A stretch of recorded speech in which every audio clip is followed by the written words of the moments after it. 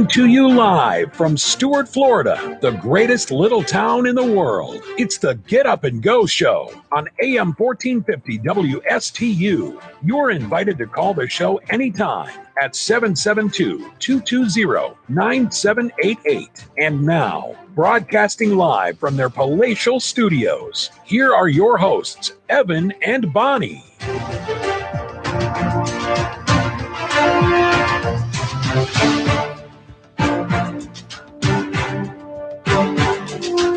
6:07 on the Get Up and Go Show. It is Friday. Good morning, Americans.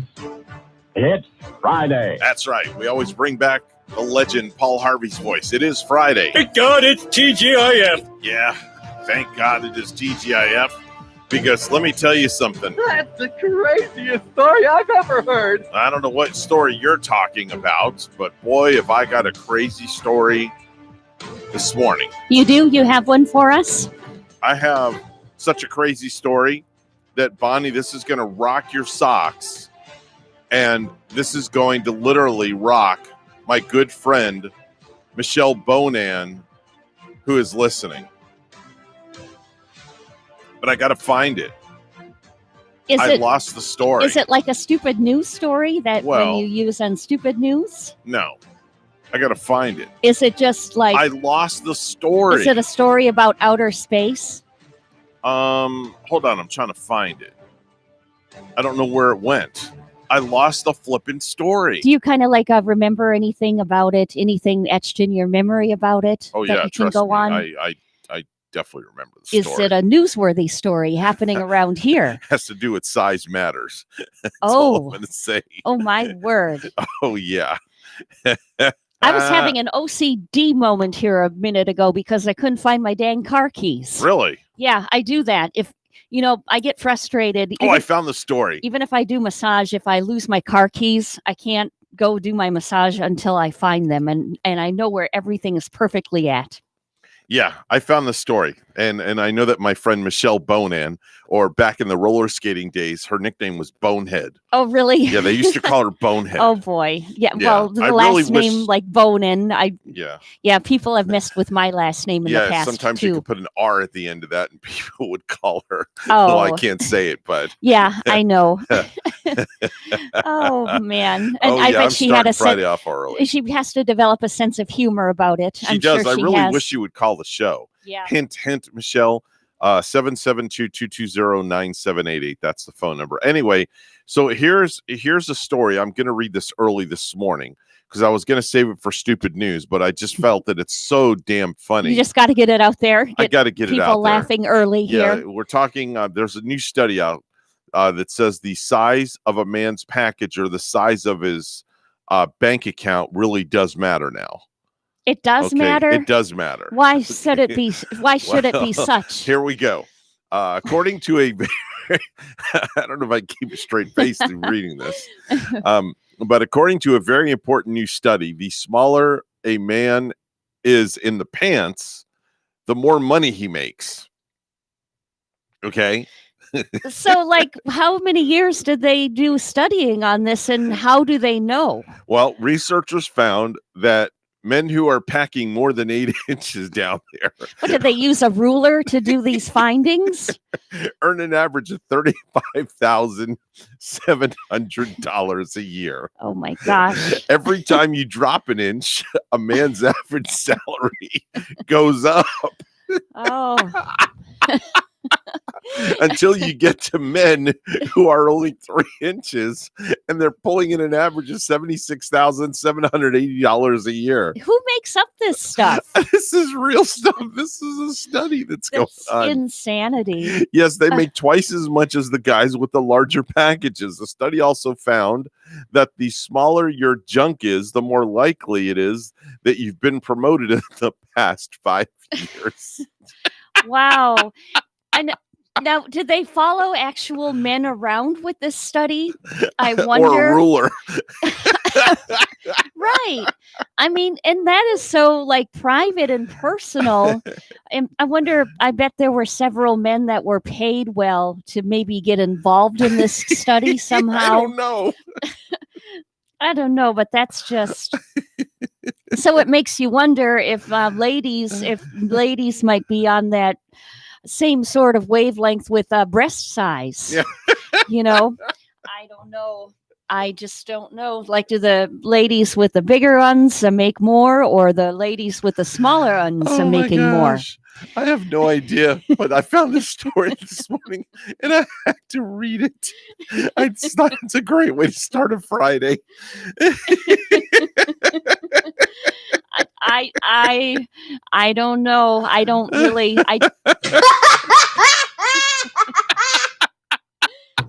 I don't even know how to comment on that one. Even the kids are laughing.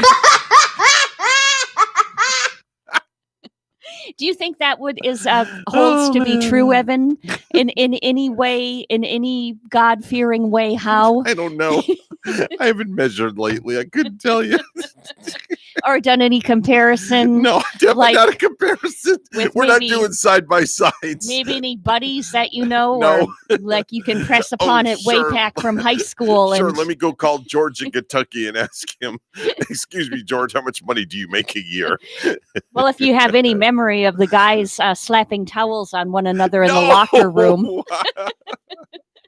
Oh, no, that just so would not be right. Oh, man. That would so not be right. Oh, well, my good word. Friday morning, everybody, and welcome into the show. Good morning, It's Evan. going to be a funny one. I can tell you that much. I got a couple of fun facts some random facts for this Friday. Are they anything like Which- pertaining to what we were talking about? Well, we're kind of getting away from genitalia with them. Did I say Okay. that right? No. No, you didn't. Genitalia. Yeah, hold on. Wait a minute. We got a phone call Okay. already this morning. This early in the morning, Lord only knows who this could be. Hi, you're on the air with Evan and Bonnie. Good morning and happy Friday. Yes, says who? Oh, hey, it's George in Kentucky. Come on, Michelle Bono. Call this station. I You know. I you wish want Michelle to. Bonin would call in. She's like too shy. She doesn't want to call. And then we could have like a conference call. You get her and Sandra on the phone together. Oh, forget it. It's the end of the world. It'd be the end of the Oh, my world. God. Come on, Michelle. Uh, 220-9788. I know you can do this. It's not very hard. Or you know what? I got your cell phone number. I'll just call you. Oh, no, there you go. That's something to do, George. Where does this Michelle live? She lives in Port St. Lucie. Oh, okay. Yeah, I Very don't want to say close. what she does for a living because I don't want to incriminate her. Yeah, I might get in trouble. I don't know. Doesn't she have the measuring stick? I don't know. Who, Michelle or Bonnie? Which one? Probably Michelle does. Yeah, you know Michelle would. Yeah, I definitely know that. She'd do it on her skates. Actually, I was going to say the same thing. She's doing it on her skates. Yeah, Does she definitely ice so. skate? No, she's a roller skater. Oh, yeah, She's- you said roller skating. She's from way back in the day. Yeah. Yeah. Okay, so anyway, for you fellas, since we're getting dead air and everything, I've got some. Dead air? What are you talking about? What, Dead air? well, we're just going There's on no about. dead air. I wanted to mention some Go for it, Bonnie. Go. fascinating, fun Please do. facts. I want to hear some fascinating fun Now, facts do you this all morning. love chocolate chip cookies? You say Love. yes. I do. Well, are you telling me to say yes? I don't know. Okay, George, just say yes. Yes. All right, yes. He might like it how the Amish make them. By the way, but- Bonnie has her Friday shirt on, just so you know. So the woman who Not a Green Bay invented. Packer. No. Oh. Well, that's the jacket she's wearing. I do have a green Oh, wait a minute, Packer Bonnie. jacket. Hold it. Wait a minute. You're sitting in a different chair this morning. I am. Why? Oh, You're not in your the normal other one. chair. I didn't even realize it. This feels just as comfortable as the other one. You're not in your And- normal throne. Yeah, the only thing it's not. Her kind Royal of Highness is not swiveling in around. the Almighty Goddess of Radio is not in the throne this morning. Just as comfortable as the other Yeah. chair. I guess it's. She's in the working. princess chair. But Okay, go ahead, Bonnie. I'm Okay. sorry. no, that's okay. But the woman who invented the chocolate chip cookie was Ruth Wakefield. And did you know that she sold the recipe to Nestle in the 1930s And how much? in exchange for a lifetime supply of chocolate, Really? just so she could keep baking? Yes. Oh man. Now you got me going. I want some chocolate I know. this morning. Hey, Michelle, bring me some chocolate, please. Yeah. Do you think Michelle, if you called her, you think she would drive over and meet us and do that? With some, I don't know. I mean, I'm real tempted to call Michelle, but I got to say good morning to my father-in-law, Gary. He's listening this morning. Hi, Gary. Gary's up Gary- bright and early. I Gary's wonder what up. the temperature is in Tennessee this morning. I bet it's about like 30. I'm gonna guess 40 something. Yeah. Yeah, but yeah, We're in the 40s here. Yeah. Right now. mountain cool air. Yeah. All right, go ahead, Bonnie. Give me some more stuff. Okay, Hit me. Cameron Diaz and Snoop Dogg. Well, that's a combination. They went to the same school in Long Beach, California, Mm. and Cameron says she's pretty sure she bought weed from him. Okay. Well, who wouldn't buy weed from Snoop Dogg? I mean, hey, Bonnie, yeah. I got a fun fact for you. Yes. Who owned Mar-a-Lago before President Trump? Oh, I know who did. Oh, this is a good one. Oh, I know who did. I'll give Be you. quiet. I'll give her a hint. Can I give her a hint, George? No. Oh, come no on. hint. Come on. Just a small One hint. Small Hint. Okay. Think of cereal. That's a good hint, right, Okay. George? Did Mr. Kellogg or from the Kellogg Company, or was it Post? Emily Post. Emily Post. Yeah. So Yes. was Post she the cereal. wife of Mr. Post from the cereal company? Yeah, well, what do you know? What year it was built? Mar-a-Lago? Mar-a-Lago, Long time ago. 1942. No, Wow. 1920. Wow. Oh, okay. Oh, that's super Yeah, old. That's how old Hey, it is. George, I found something I got to play. Okay. Remember this? Oh yeah. Right? Lookout Weekend. Right? Oh, yeah. That's from Michelle. That's from roller skating rink days, yeah. Bonnie. Yeah, that's from way back in the That's good day. music Oh, to yeah. roller skate Yeah. to. Right? Yep. Hey, Evan. Yeah. Next weekend they have a speed skating meet in Lexington. Do they really? Yeah. Oh, wow. But the Maybe I'll governor- drive up the gov- there. The governors are trying to shut down skating rinks now. Oh, okay. Hey, Yeah, what's the but, temperature like where you are, by the way, again? It's probably 40-something degrees. That's not too bad. It's a 70. Yeah, It's a very brisk 73 this morning here. not very brisk. But Yeah. it's at least it's been nice. It's been nice and breezy, like a couple mornings in a row here. Don't tell anybody, but I wore my pajama pants to work this morning. You did. Let me see. Oh, Let, I'm wearing get my up and pajamas. Oh, see. there he goes. You got to See? get up and Look, show the Walmart camera. shopper. Just look. See, there's A my Walmart pajama shopper pants. at WSTU. They look really. Don't say they look sexy. They look comfortable. Oh, I thought you should say it looks sexy or something. These look like pajama pants too, don't they? What, yours? Oh, those are. Don't trip there, Bonnie. Yeah, those look Hey, like you gonna- PJs. You gonna head to Walmart after this? For what? No, Hey, they're yo, probably Matt, all you out of get it. toilet paper by now. I Oh, my bought God. some.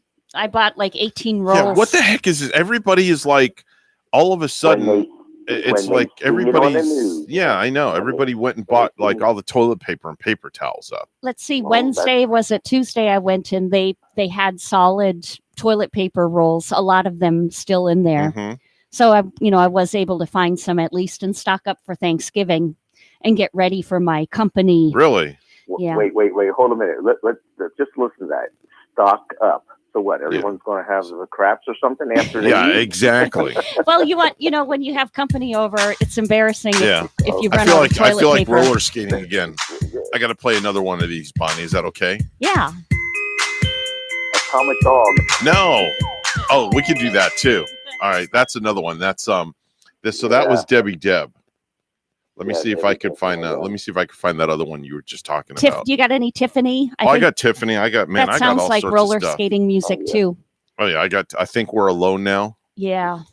But this one is like everybody used to get in the middle. Everybody used to go in the middle of the the skating dog. floor, and they used to do what's called the dirty dog to this song. Oh, Right? yeah. They used to get down and dirty on the dance floor in the middle of the skating rink. Bow wow wow yippee yo yippee yay. yeah. We did that at my wedding. Really? Yeah, Oh, God, everybody that's- got down on the dance floor and did the atomic dog. Oh The my dirty gosh. dog. Buddy. Oh, That was hilarious. I still can't get Michelle to call. I have baited Michelle with every song that I have, and she still won't call. Man, I'm really upset. I'm gonna have to go by her house and throw an egg at her car or something. you mentioned a wedding, and I Yeah. saw a funny coronavirus story in here this Oh God, morning. here we go. You mean we got to still do a coronavirus thing? Jeez. There's well, it's a funny story. So go ahead, tell me the funny story. It's interesting. All right, go ahead. Let's see. Okay, so in Australia, outdoor parties are limited to 30 people, Mm-hmm. but outdoor weddings can have 150. So two dudes got married, even though they're both straight. Oh, I So- saw that one. So yeah. they could have more people at their high school graduation party.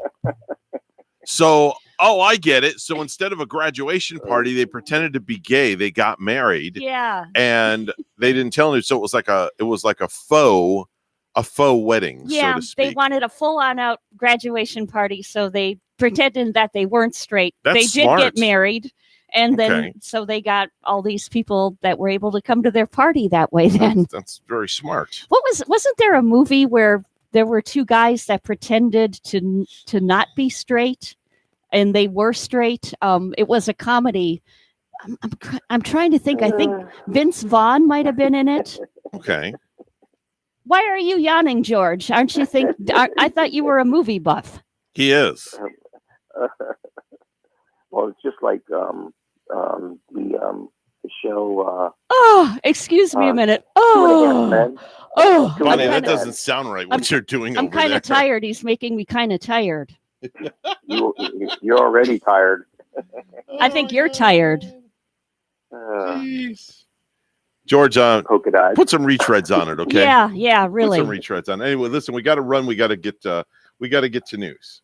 So, what else Later, was I going to Gator. ask you? Yeah, later, Gator. Have a great one. I'll talk to you later. Bye-bye. I'm all over the place today. I don't know what's wrong with me.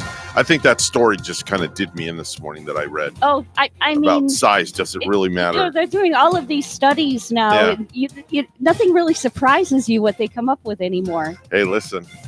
Not the size of the ship, Bonnie. Just remember, it's the motion of the ocean. That's all you got to remember. It is 6:23. Let's go to the news desk where Bonnie's standing by this morning. Morning, Bonnie. Good morning, Evan. Florida Governor Ron DeSantis says hospitals throughout the state may begin receiving COVID-19 vaccines within the next 3 to 6 weeks.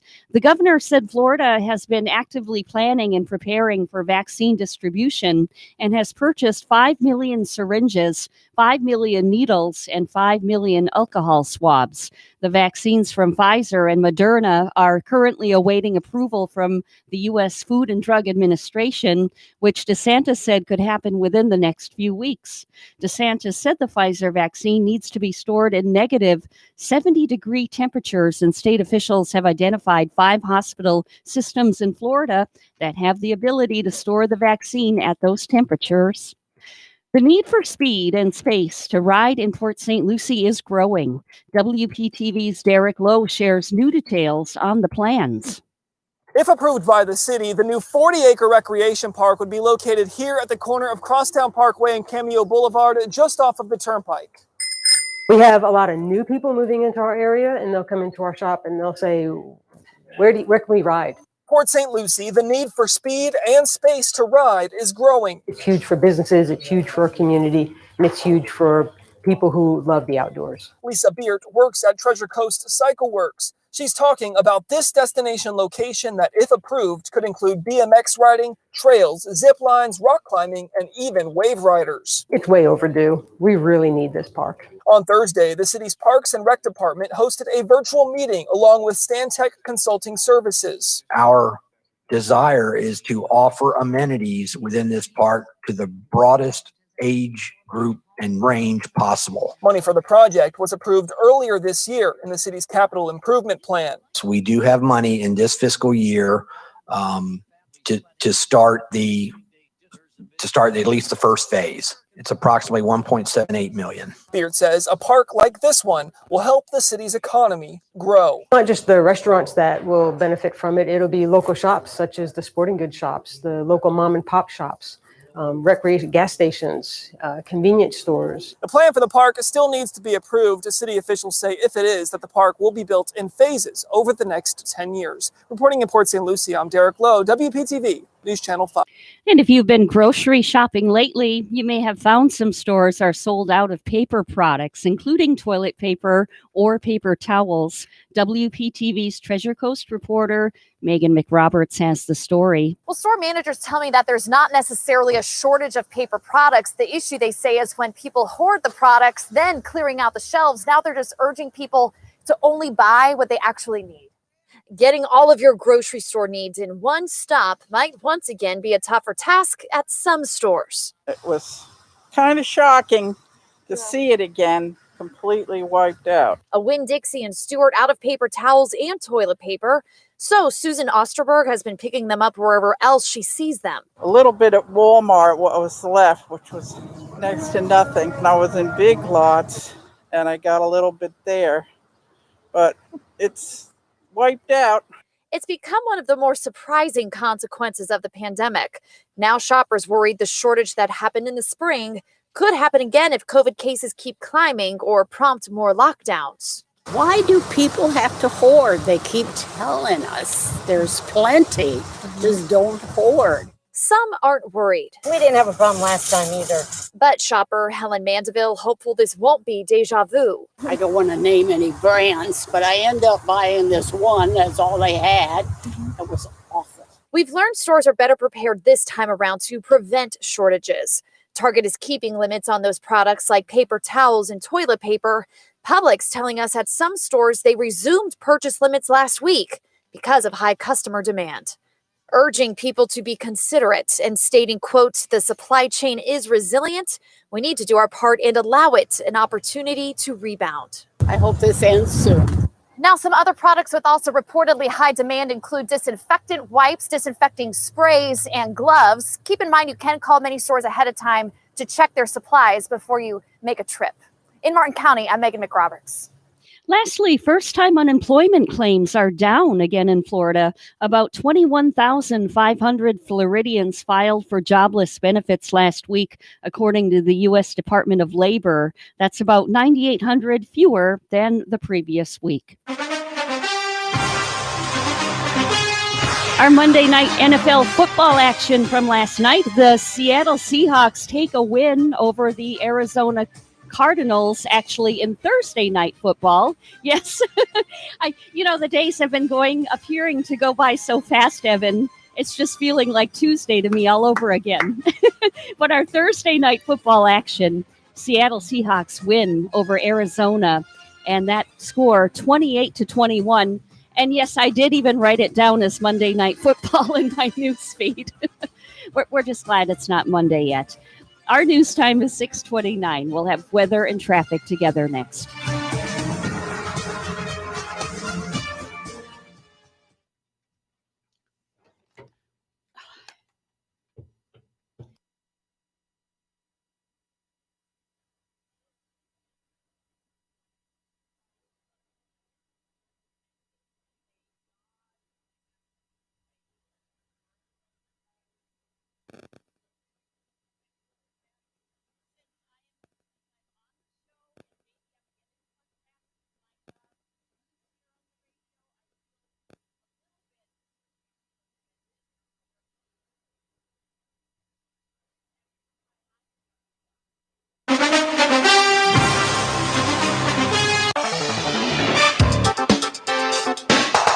.30 right now on the Get Up and Go show with Evan and Bonnie. It's time for traffic and weather together. It's all brought to you by Code Red Roofers. Bonnie? We do see an accident. It's on I-95 northbound in Hobe Sound, and this one is at Bridge Road where the left lane is blocked. Also to the south of us on I-95 northbound Palm Beach Gardens, there is an accident with two left lanes blocked. That one is heading northbound.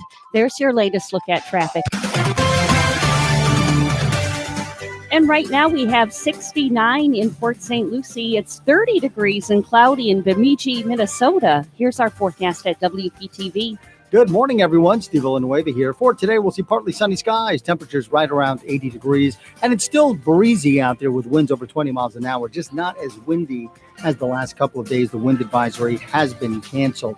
As we head into the weekend, rain chances will be on the increase. For Saturday, about a 40% chance of showers, maybe an isolated storm. The winds still with us on Saturday, but the winds back off on Sunday. Speaking of Sunday, we could still have a few scattered showers moving across the area.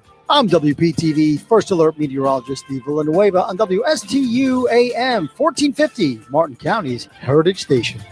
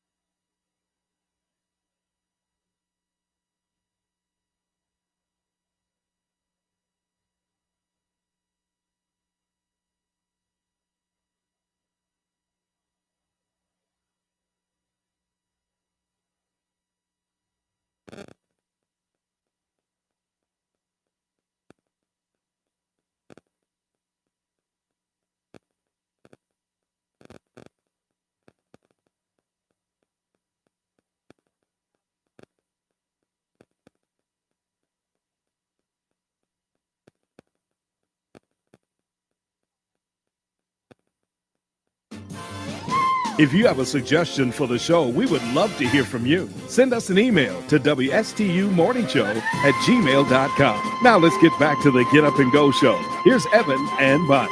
6:33 on the Get Up and Go show with Evan and Bonnie. And it's a Friday, so pretty much anything goes on Friday. We're just having a good time, joking around, this, that, and the other stuff. And if you want to participate in the program, our number, we always have open lines at 220-9788. 220-9788. That's how we roll around here. So you have any more fun facts, by the way, or anything like that you could find? Any fun facts?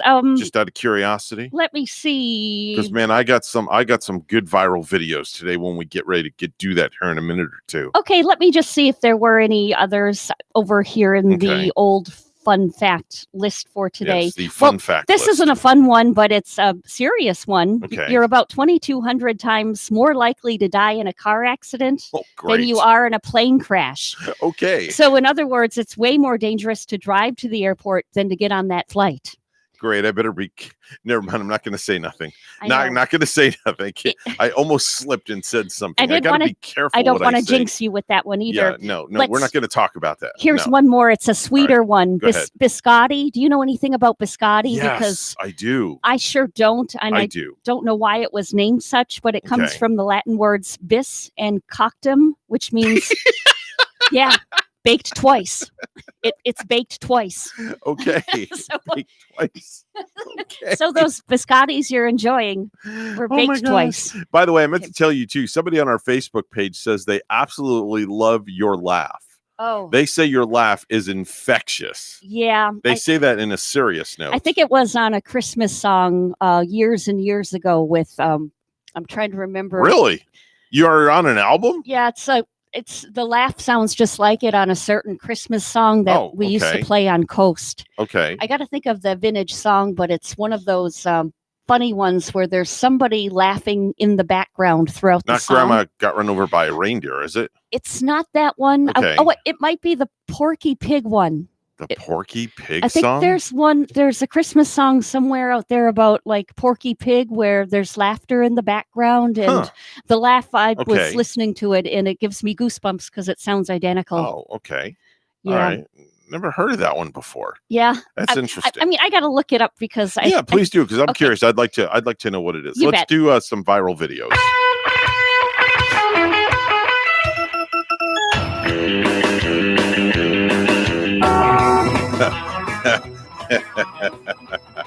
Oh, if you hear that laugh this morning, you know I'm going to be devious here, Bonnie. Oh, I mean, I don't know if anything can top that 6 o'clock one that you had. Oh, this is going to top it.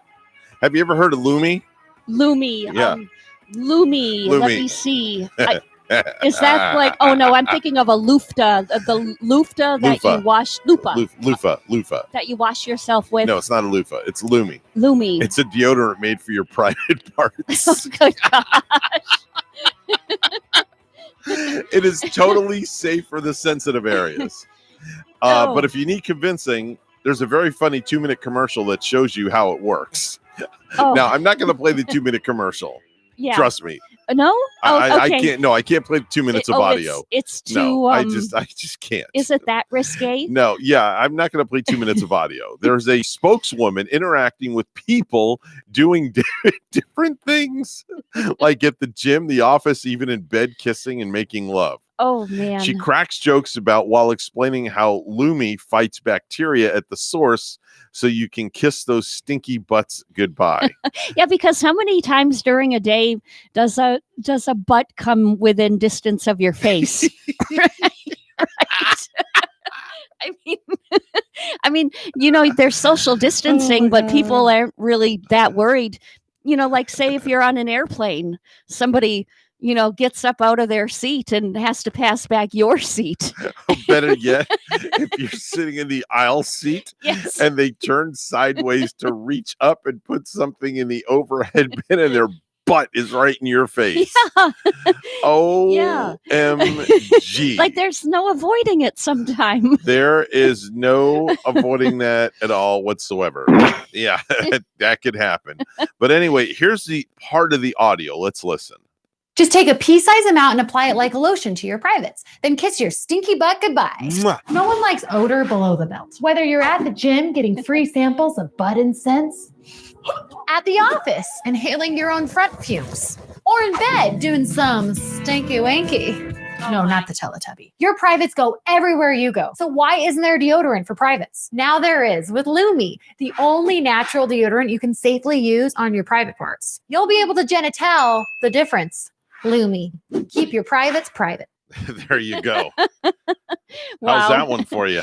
Some people, maybe it's a good thing as long as it's safe to like put on their privates. Yeah. I mean, I have girlfriends that are funny about even putting deodorant, like in the Under their underarm arms? of the Okay. armpit because Okay. of Okay. maybe certain cancers and stuff. No, I Okay. don't want to scare anybody because No. I do use deodorant. I would hope so. But I do. yeah.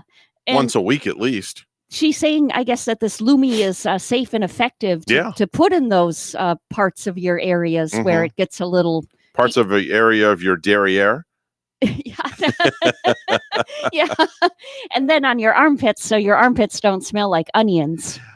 In 2 days from now, very interesting fact. Yes. Remind me to tell you about that after Okay. we finish these viral videos. Coming up in 2 days. Yeah, coming up there's- in 2 days.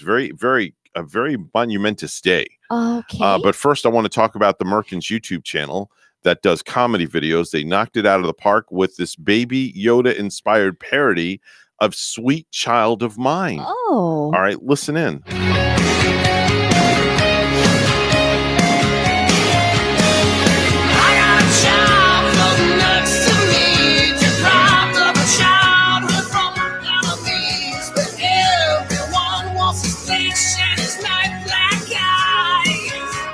Now, I'm sorry, but that still sounds just like the regular version of Sweet Child of Mine. Yeah, and it's not actually Axl Rose on the vocals there. Mhm. That's it would be LV Robinson. Mhm. It's from the band LA Maybe. Oh. And with the Sweet Baby Yoda song.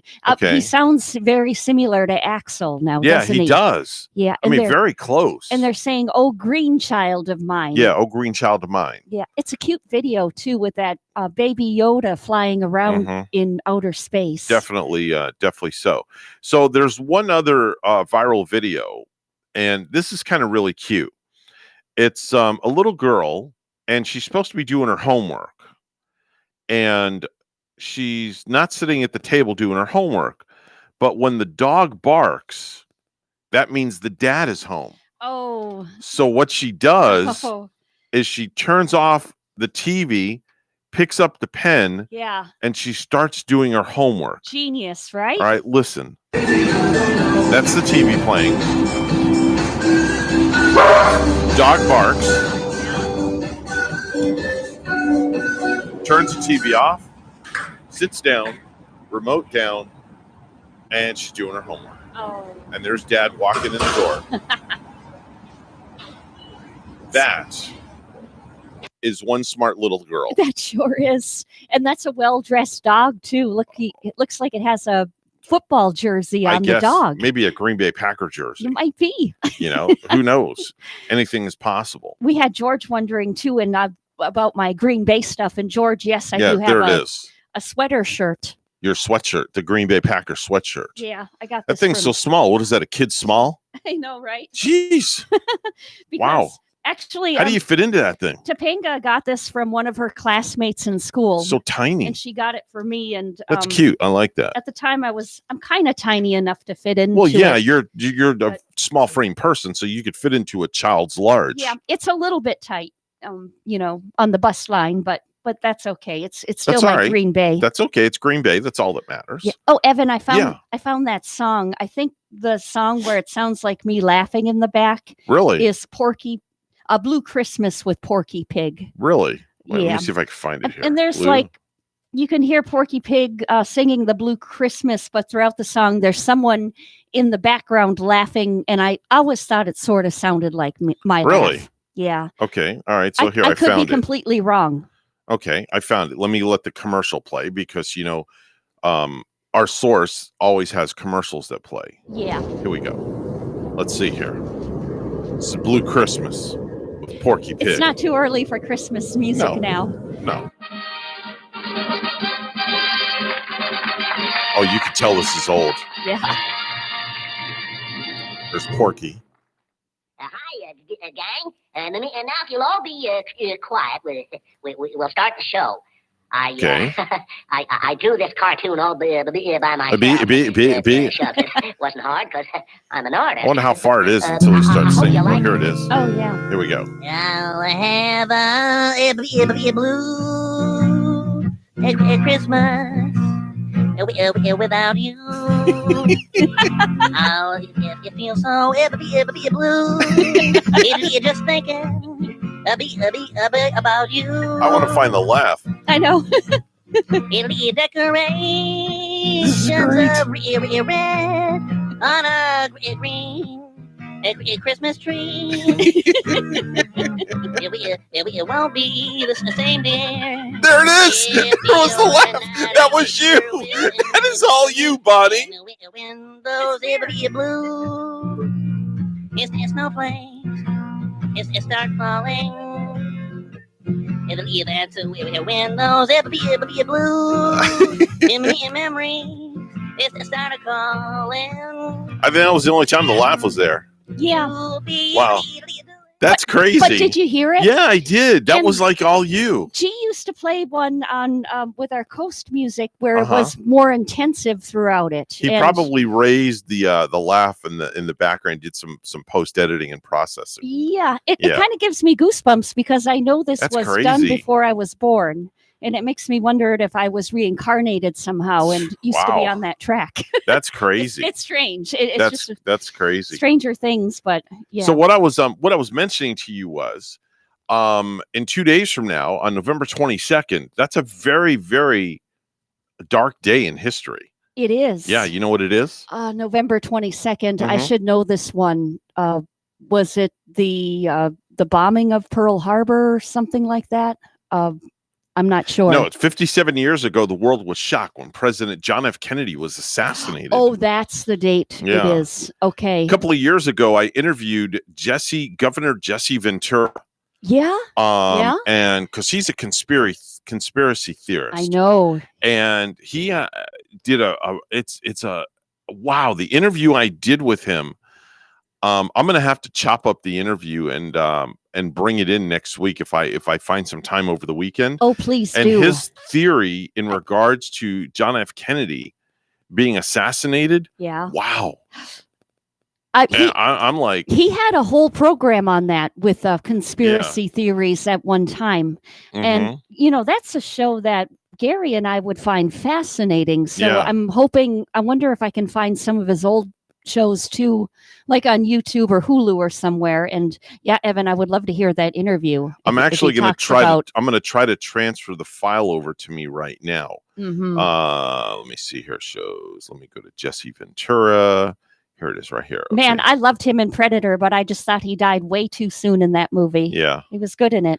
All right. So I'm actually bringing the file over to me from my house. Yeah. As we speak, it's transferring. So I'm just gonna randomly pick a place in the Okay. interview and play it. Mhm. And it's crazy some of the things that he talks about Yeah. in the conspiracy theory. Hard to believe he used to be governor of Minnesota. Mhm. That seems like such a long, long time ago already. Yeah, it's crazy. Okay, I've got the file. I don't want to cut into your news, so let's go to news Okay. and get that taken care of this morning, and then we'll go from there. I'm just going to kind of follow along. I've got 6 buttons to Can't hit. wait to hear from Jesse. Yeah, and we're just going to pray that I hit the right actuality as you go along on a Friday. Oh, I won't use the actualities. No, you're good. we'll Go be ahead. good. Go do what Okay. you got to do. I'll follow along. Okay. Well, police are searching for a missing teenager who was last seen in Miami. A Florida missing child alert has been issued for 13-year-old Paige Strickland. According to police, Paige was last seen in the area of the 1800 block of Northwest 15th Avenue.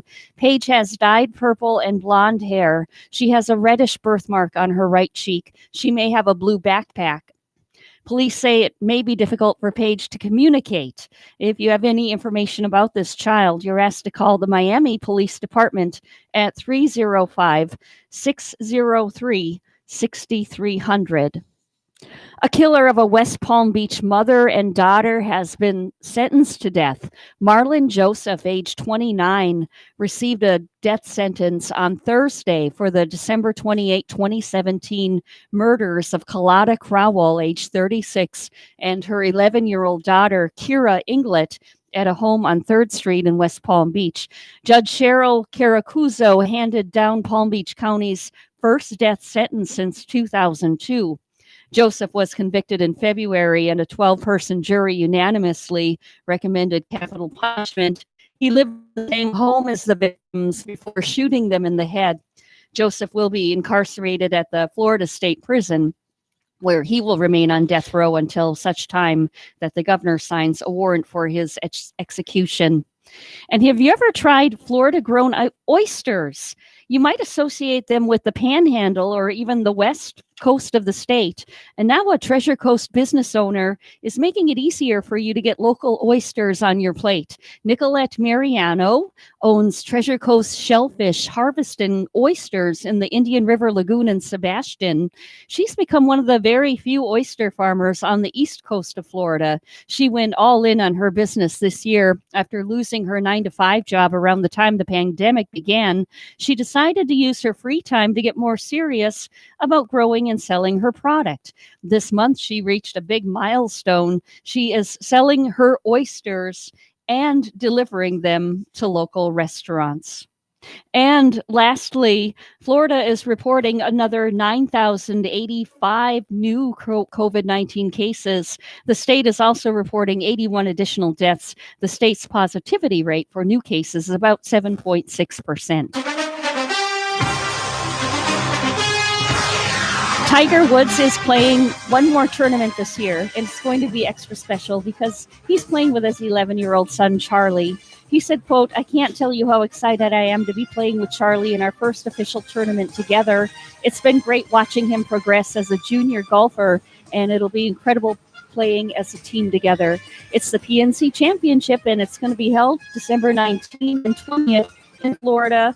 NBC is broadcasting the event. Our news time is 6:50. Weather and traffic together next."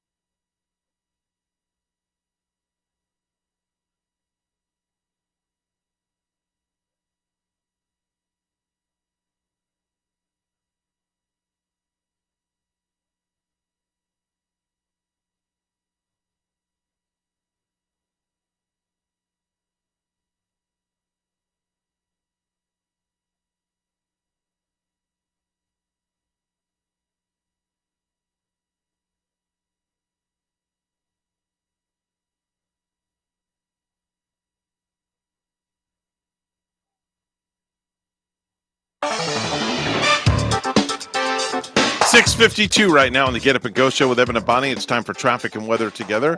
It's all brought to you by Code Red Roofers. Bonnie? And seeing an accident on the turnpike right now, and this is at the entrance ramp, mile marker 142, Port St. Lucie Turnpike southbound. There's not any roadblock from this hit and run crash. Accident 2 is on I-95 northbound in Port Sound at Bridge Road. The left lane in that area is blocked this morning. There's your latest look at traffic. It's 71 in Stewart, and it's 45 in Brighton, England, and partly cloudy. Here's our forecast at WPTV. Good morning, everyone. Steve Villanueva here. For today, we'll see partly sunny skies, temperatures right around 80 degrees, and it's still breezy out there with winds over 20 miles an hour, just not as windy as the last couple of days. The wind advisory has been canceled. As we head into the weekend, rain chances will be on the increase. For Saturday, about a 40% chance of showers, maybe an isolated storm. The winds still with us on Saturday, but the winds back off on Sunday. Speaking of Sunday, we could still have a few scattered showers moving across the area. I'm WPTV First Alert Meteorologist Steve Villanueva on WSTU AM 1450, Martin County's Heritage Station.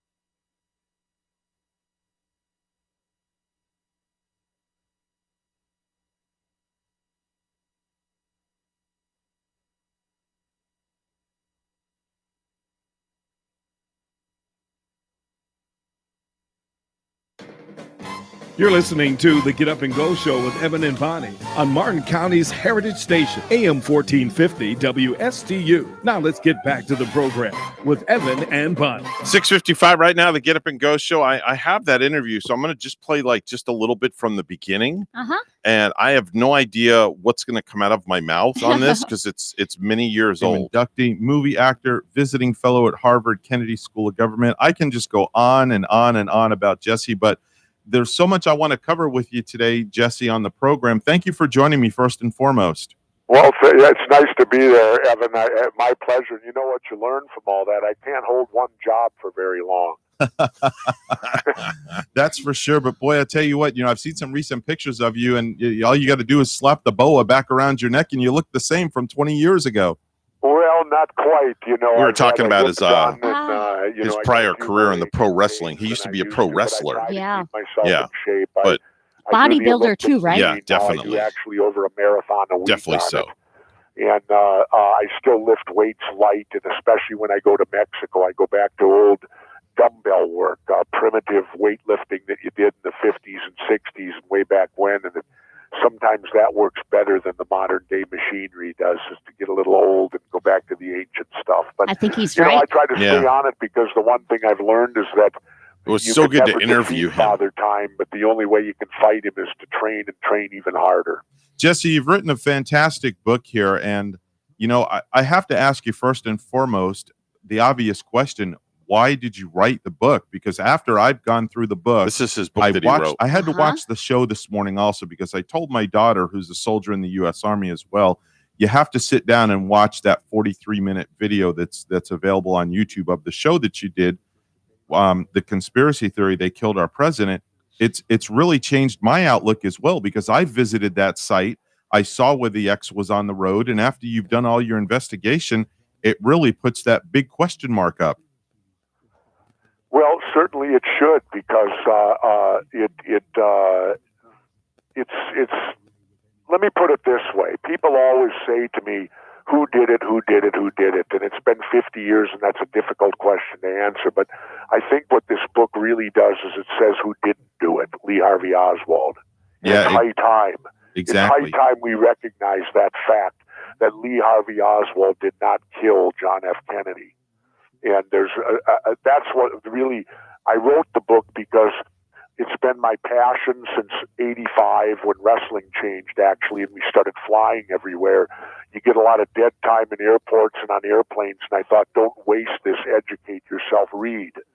So I used to read anything I could get my hands on the Kennedy killing, and I've been studying it ever since. And it's high time that we come forward and admit that Lee Harvey Oswald, because he has daughters who are probably 50 years old today who live in hiding because of their father's the most notorious criminal in U.S. history. Some of the things he talked about were amazing, by the way. Pretty fascinating. Yeah. You met with his widow as well, which I'm going to get into in a little bit in the interview with you as well. Sure. And, and why if he didn't do it, why should he be blamed for it? And he was never convicted of it. You say it's the granddaddy of them all, the granddaddy conspiracy of them all. Who do you think, JFK was, why do you think JFK was assassinated? Well, he made a tremendous amount of enemies.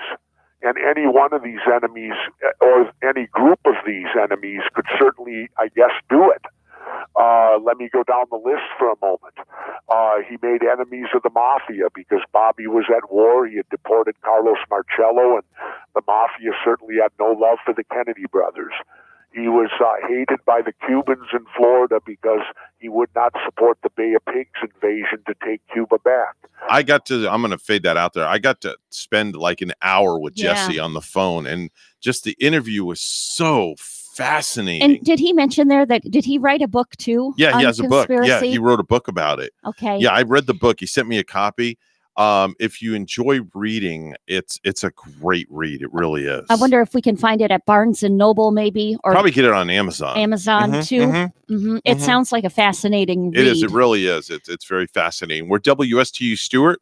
We're Martin County's Heritage Station. The news is coming up next. We'll be back right after this. Don't go anywhere.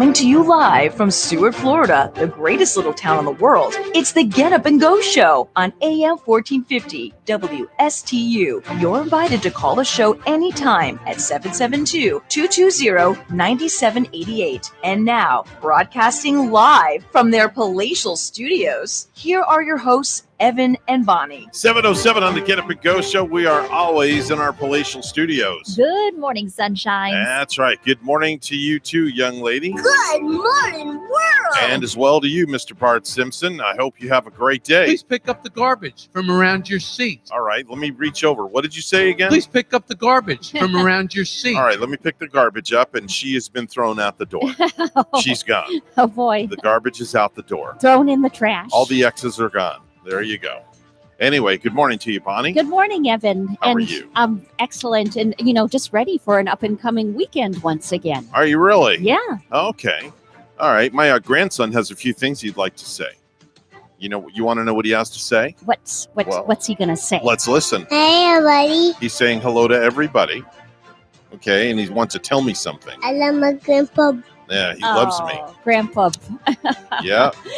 And every time he turns on the radio, he always says, Oh, yeah, baby. that's right. I love that. Oh, yeah, baby. Yeah, and when he sees me, he always says, You're a big man. that's right, I'm a Yeah. big man. I love the way he does those, and I love the way our friend Katia Hall says, "Good morning, sunshines." Oh, yes. And, that makes me feel good, even when I'm driving in my car. Every time I Really? hear that, I'll be on the way home, and Good morning, sunshines. There you go. I like it. See, It just that makes me feel puts you in a good. good mood, makes you really- feel chipper and happy, dapper, and all that other good fun stuff. Yes, it does. So a little bit later on in hour number 3 today, it's a day that I've been waiting for. I taped an interview with George Gray. He is the announcer from The Price is Right Yeah. with Drew Carey, carried over from Bob Barker days. And he recorded this little ditty for us. Evan and Bonnie, come on down. You're the hosts of the Get Up and Go Show. There you go. That gives me goosebumps. Right? But instead of getting up to host this morning, I kind of wish I were winning a brand new shiny car. Okay.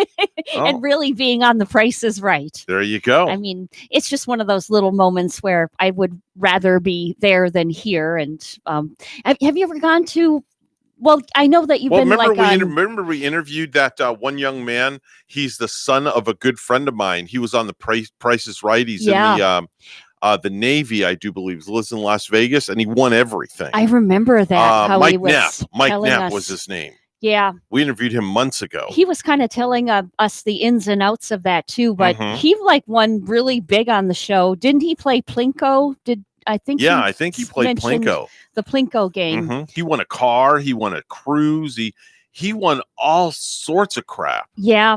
And then I had to ask him, I think I remember asking him what kind of taxes he had to pay on all you have that. to pay. You have to pay tax on everything that you win on any game show. You have to pay tax. Yeah. So if you win a $50,000 car, you could rest assured if tax is 7%, you can rest assured you're going to have to pay $3,500 out of your pocket to be able to get that car. You got to pay to get it, to pay to Yeah. get what you win. And certainly, I've always wondered too, about the big appliances. This Mhm. is broadcast in California. Well, what if they live in New York City? Mhm. I'm sure they have to pay for that, to getting their new items there as well. Well, the I would items are think. shipped from a local vendor. Oh, So that's how they do it.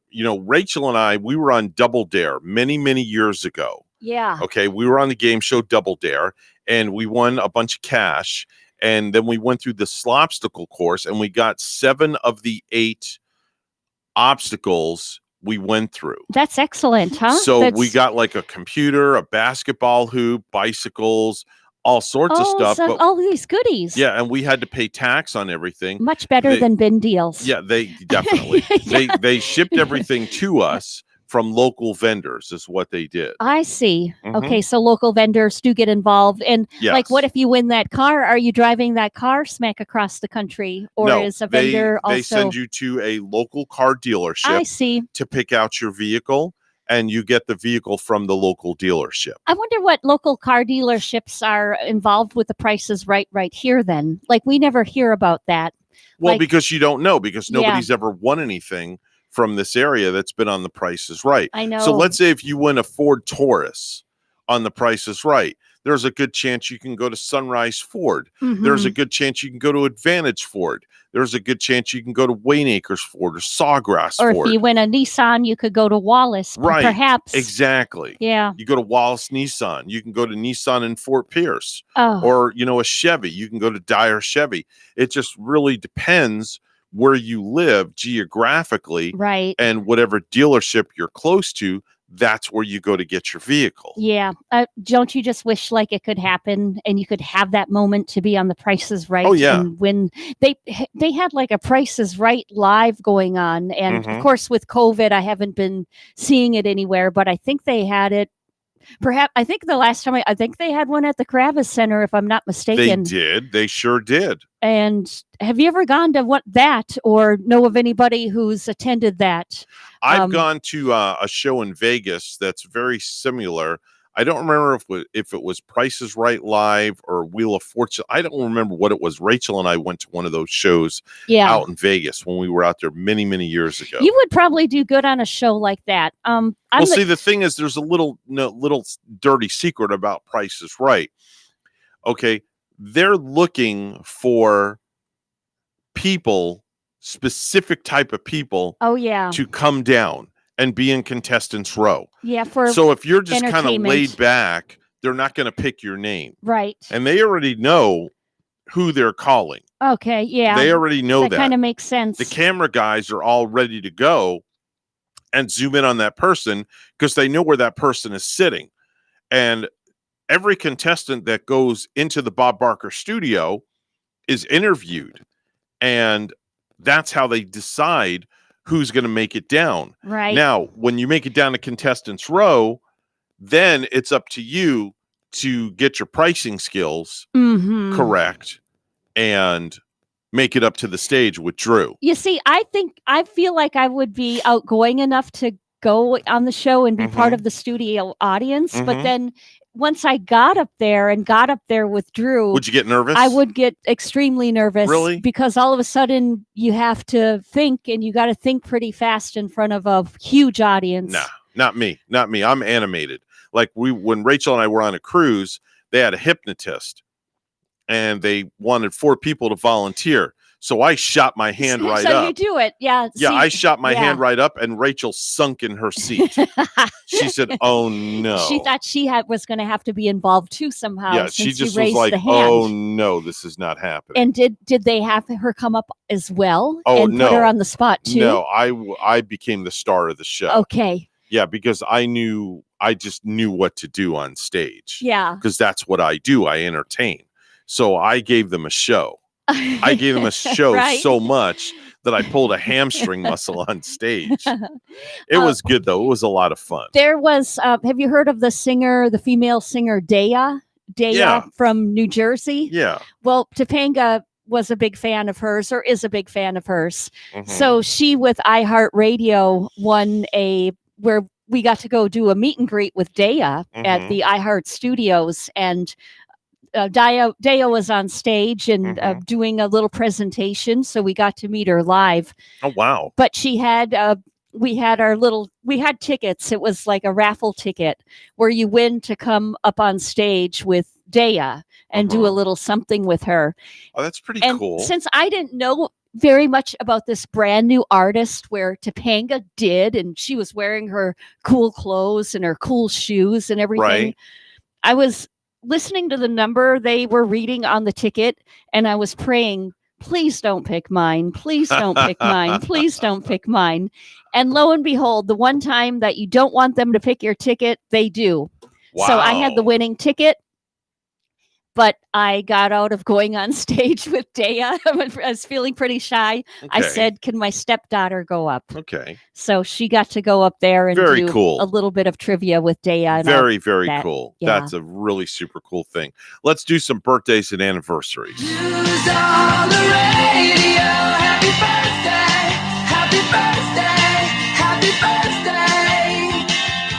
And as always, if you have a birthday or an anniversary, you want to do a quick shout out, you're always welcome to give us a call.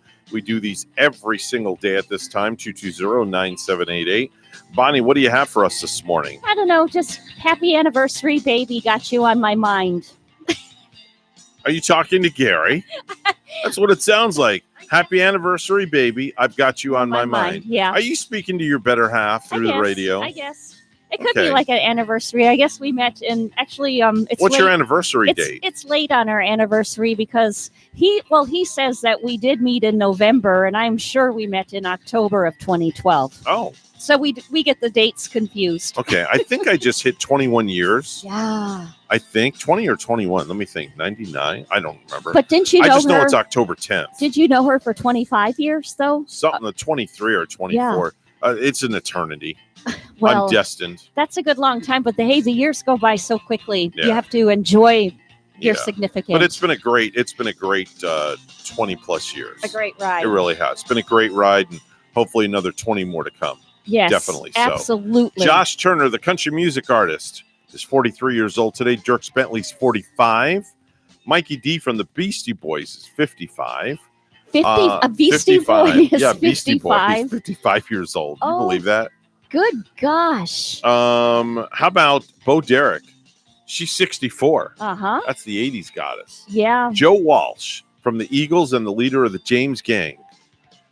He's 73. I've got to see him Some in of the hits- concert with the Eagles. Some of the hits: Lion Eyes, Witchy Woman, Tequila Sunrise, Peaceful Easy Living, One of These Nights, Yes. and the amazing Hotel California. And his own life's been good. Yep. Oh man. I saw him perform when all of the Eagles were alive at the time, including Glenn Fry. So I was able to see them down in Boca. Or Yeah. it might have been Hollywood, but it was so fascinating how they all Mhm. lined up on stage and they were dressed to the hilt. Mhm. And their performance, and they covered songs from the Eagles, some solo from Glenn, Mhm. solo from Don Henley, Joe Yeah. Walsh. It was amazing to Dick- see them. Dick Smothers is 81 years old today from the Smothers Brothers. Yes, Richard Dawson celebrating a birthday in the heavens. He's probably up kissing everybody in heaven. I know. He was always. I'm surprised he didn't get mono or something. As many girls as he kissed on that damn show. Yeah. He would always kiss every female on the lips. He might be refraining now because of COVID-19. Well, he's dead. He can't be kissing anybody. I know that. Robert F. Kennedy celebrating a birthday in the heavens. But yeah, we were just talking about the Kennedys. Yeah, he was before. assassinated by Sirhan Sirhan. I remember watching when that happened on TV. Wasn't he like in a hotel? It was a hotel, and- yes, in a lobby, in a basement area. Yeah.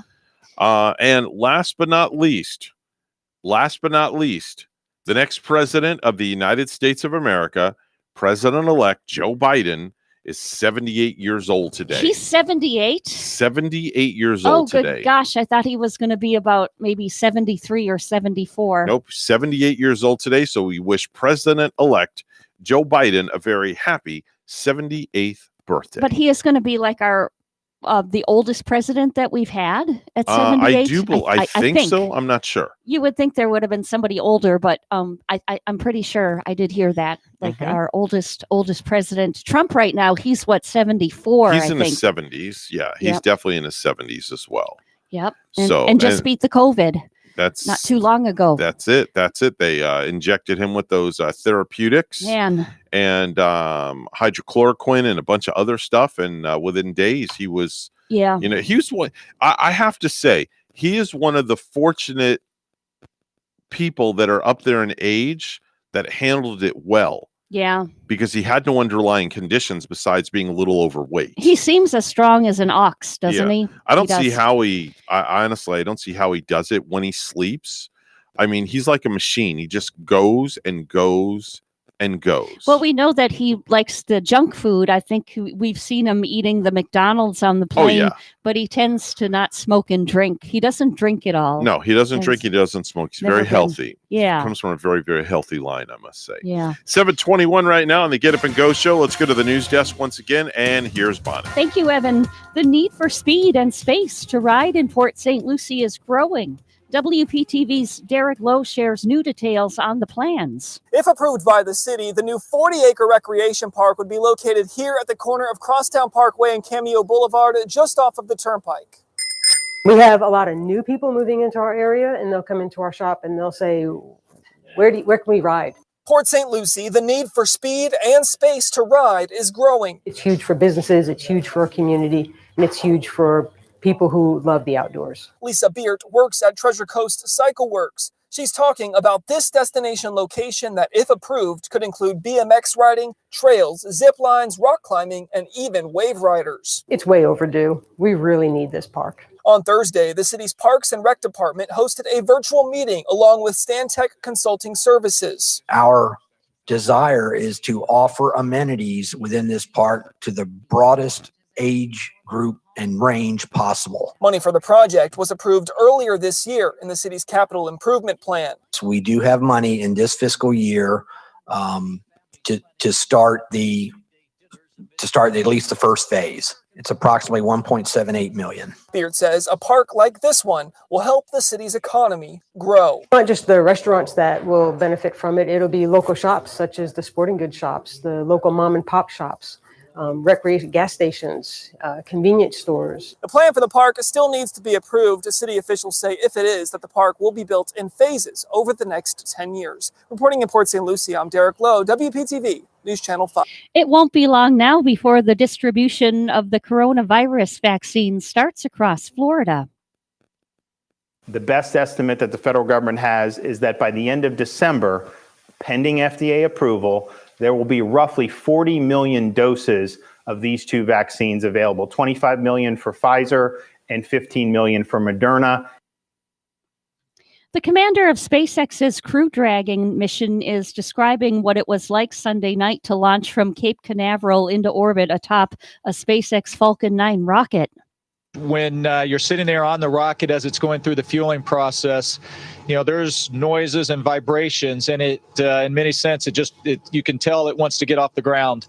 Mike Hopkins and his 3 crewmates joined the team that was already living aboard the International Space Station. The 4 visitors will stay for 6 months, conducting experiments and making upgrades to the ISS. Police are searching for a missing teenager who was last seen in Miami. A Florida missing child alert has been issued for 13-year-old Paige Strickland. According to police, Paige was seen in the area of the 1800 block of Northwest 15th Avenue. Paige has dyed purple and blonde hair. She has a reddish birthmark on her right cheek. She may have a blue backpack with her. Police say it may be difficult for Paige to communicate, and if you have any information about this child, you're asked to call the Miami Police Department at 305-603-6300. And lastly, first-time unemployment claims are down again in Florida. About 21,500 Floridians filed for jobless benefits last week, according to the U.S. Department of Labor. That's about 9,800 fewer than the previous week.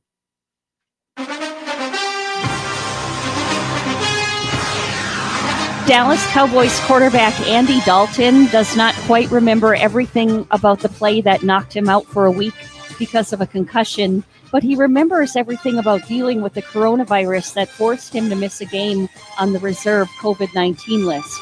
The COVID, it hit me hard for the first day I had it, then it gradually started feeling better, said Dalton, who said it's still trying to get back his smell and taste as he prepares to start Sunday against the Minnesota Vikings.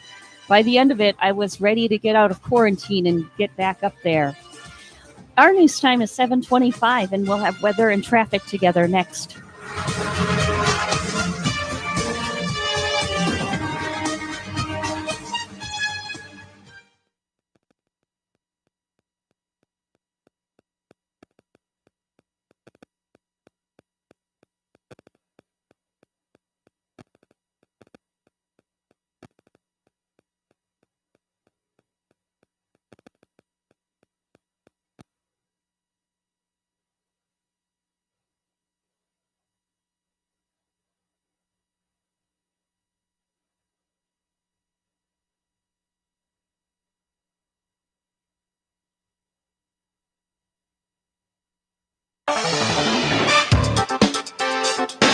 7:26 right now, the Get Up and Go show with Evan and Bonnie. It's time for traffic and weather together.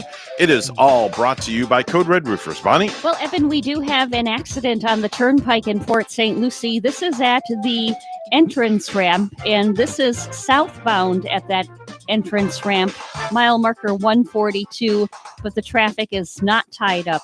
There's no roadblock. There's your latest look at traffic. It's 72 here in Stewart, and in Nelson, Canada, a crisp 25. Here's our forecast at WPTV.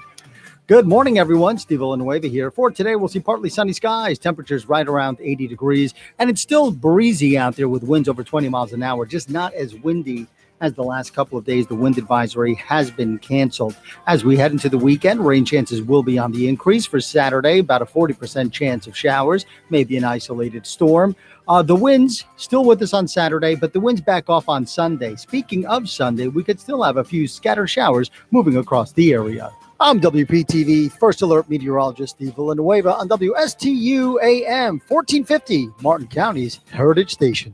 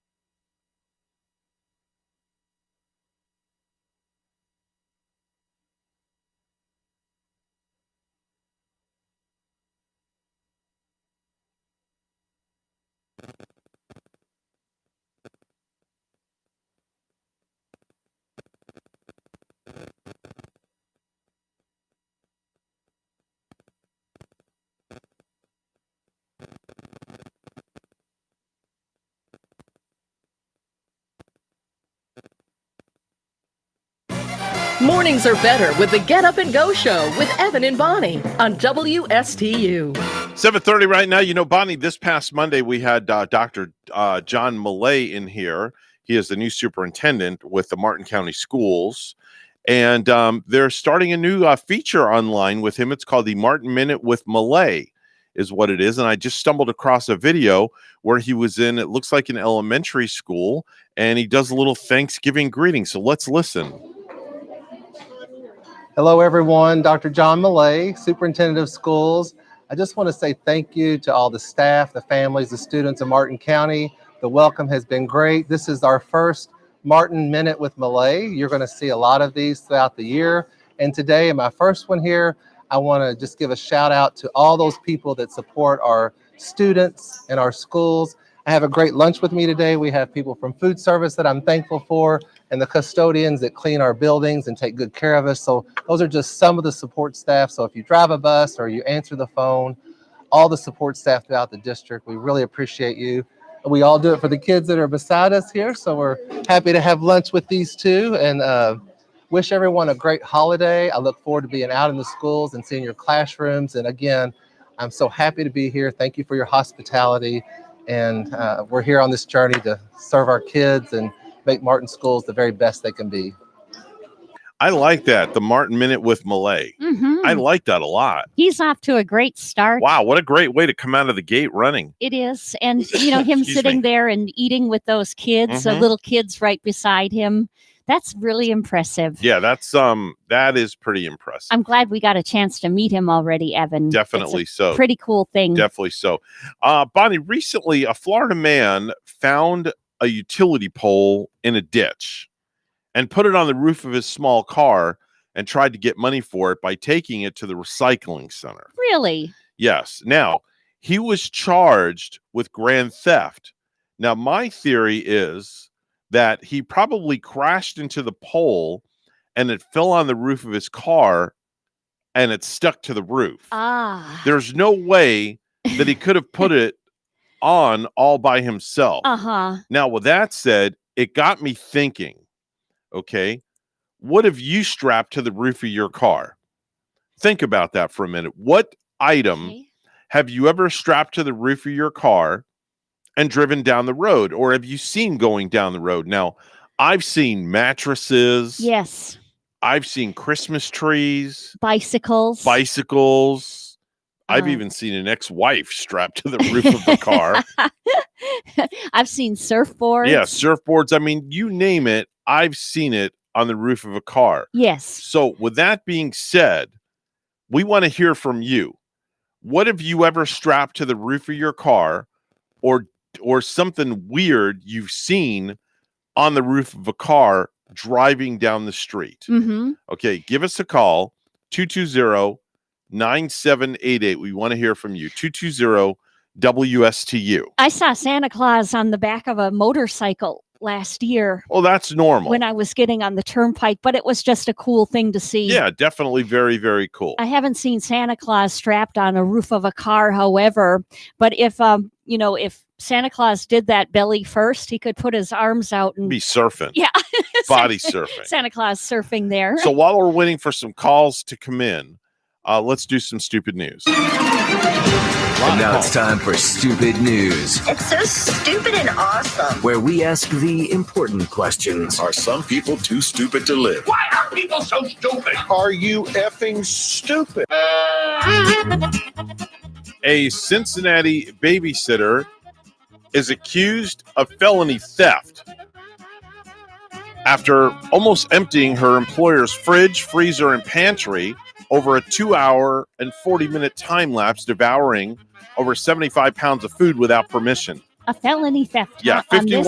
51-year-old Barbara Smith was arrested by the Cincinnati PD for illegally eating over $1,500 worth of food while babysitting 2 young kids. Yikes! How in one babysitting? One sitting. What? She faces a total of 7 criminal charges, including 5th-degree felony theft, criminal negligence, and child endangerment. According to the police, the accused ate almost everything edible that she could find in the house, including pet food. Was she babysitting them for like a whole month with the parents being gone? Just one day. Police also said the accused was hired to watch the kids while the parents were at the hospital for medical exams. But she locked the kids in a room and spent her time binge eating. And she binge eat and she didn't feed the kids? No, she didn't feed the kids. That should be a felony Yeah. count. She's facing 5 years of imprisonment and a fine of $27,500. Yeah, what a pig. Yeah. Man. No pun intended. What a pig. She probably ate a pig. Yeah. Hi, you're on the air with Evan and Bonnie. Who's this? Hey, they don't strap anything up here, man. They just hold it with their hands or they put their kid on top of it. Oh, gosh.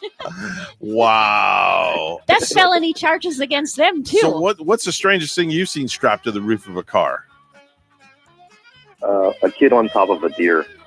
A kid on top of a deer going down the highway. Whoa. All right. That's it. That's a good one. All right. We'll take that one. I guess you could see that Get her in done. All right, get her Tennessee, done. right? All right. Well, thanks for calling. I appreciate it. Oh, wow. Let's take another call and see what's the strangest thing you've seen strapped to the roof of a car. Hi, my name's Lo. So when I was younger, we had just set up to a trampoline at our new house, and I double bounced my brother. He broke his ankle. So my dad's like, nope, got to get rid of this thing. So with the trampoline fully still put together, he strapped it to the top of his 97 Ford Taurus and drove it about a block up the street to our neighbor's house and dropped it off there. My mom and my dad went, so they each had their hand out the window, like passenger driver window. Yeah. Wow. A Wow. trampoline. Yeah. Very interesting. Mhm. Very interesting. Let's take another call. Hi, you're on the air with Evan and Bonnie. Hey, this is Noah. Well, I used to work pest control next to a plumbing company, and every day they would bring back the water heaters.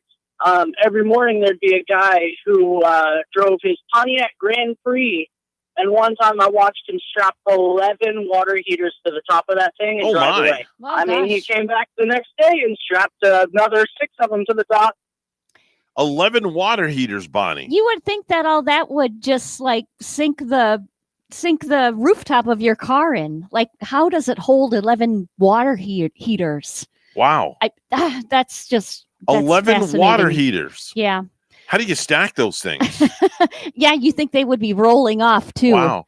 Got a couple more calls. Hi, you're on the air with us. Tell us the strangest thing you've seen. Hi, this is Gwen. So a while back when I was in college, the guy that I was dating had just shot a deer, and he strapped his dead deer to the top of his Jeep Cherokee. Yeah. Okay. Yeah. All right. I can see a dead deer being strapped to the roof of a car. And like George said, the kid that was riding on the deer on a roof of a car. Yeah. Let's take one more call. Hi, you're on the air with Evan and Bonnie. This is Dane. What I have is probably a shorter list, but one of the more amusing ones Okay. is a hot tub. A whole hot tub. Hot And tub? we didn't even really strap it down.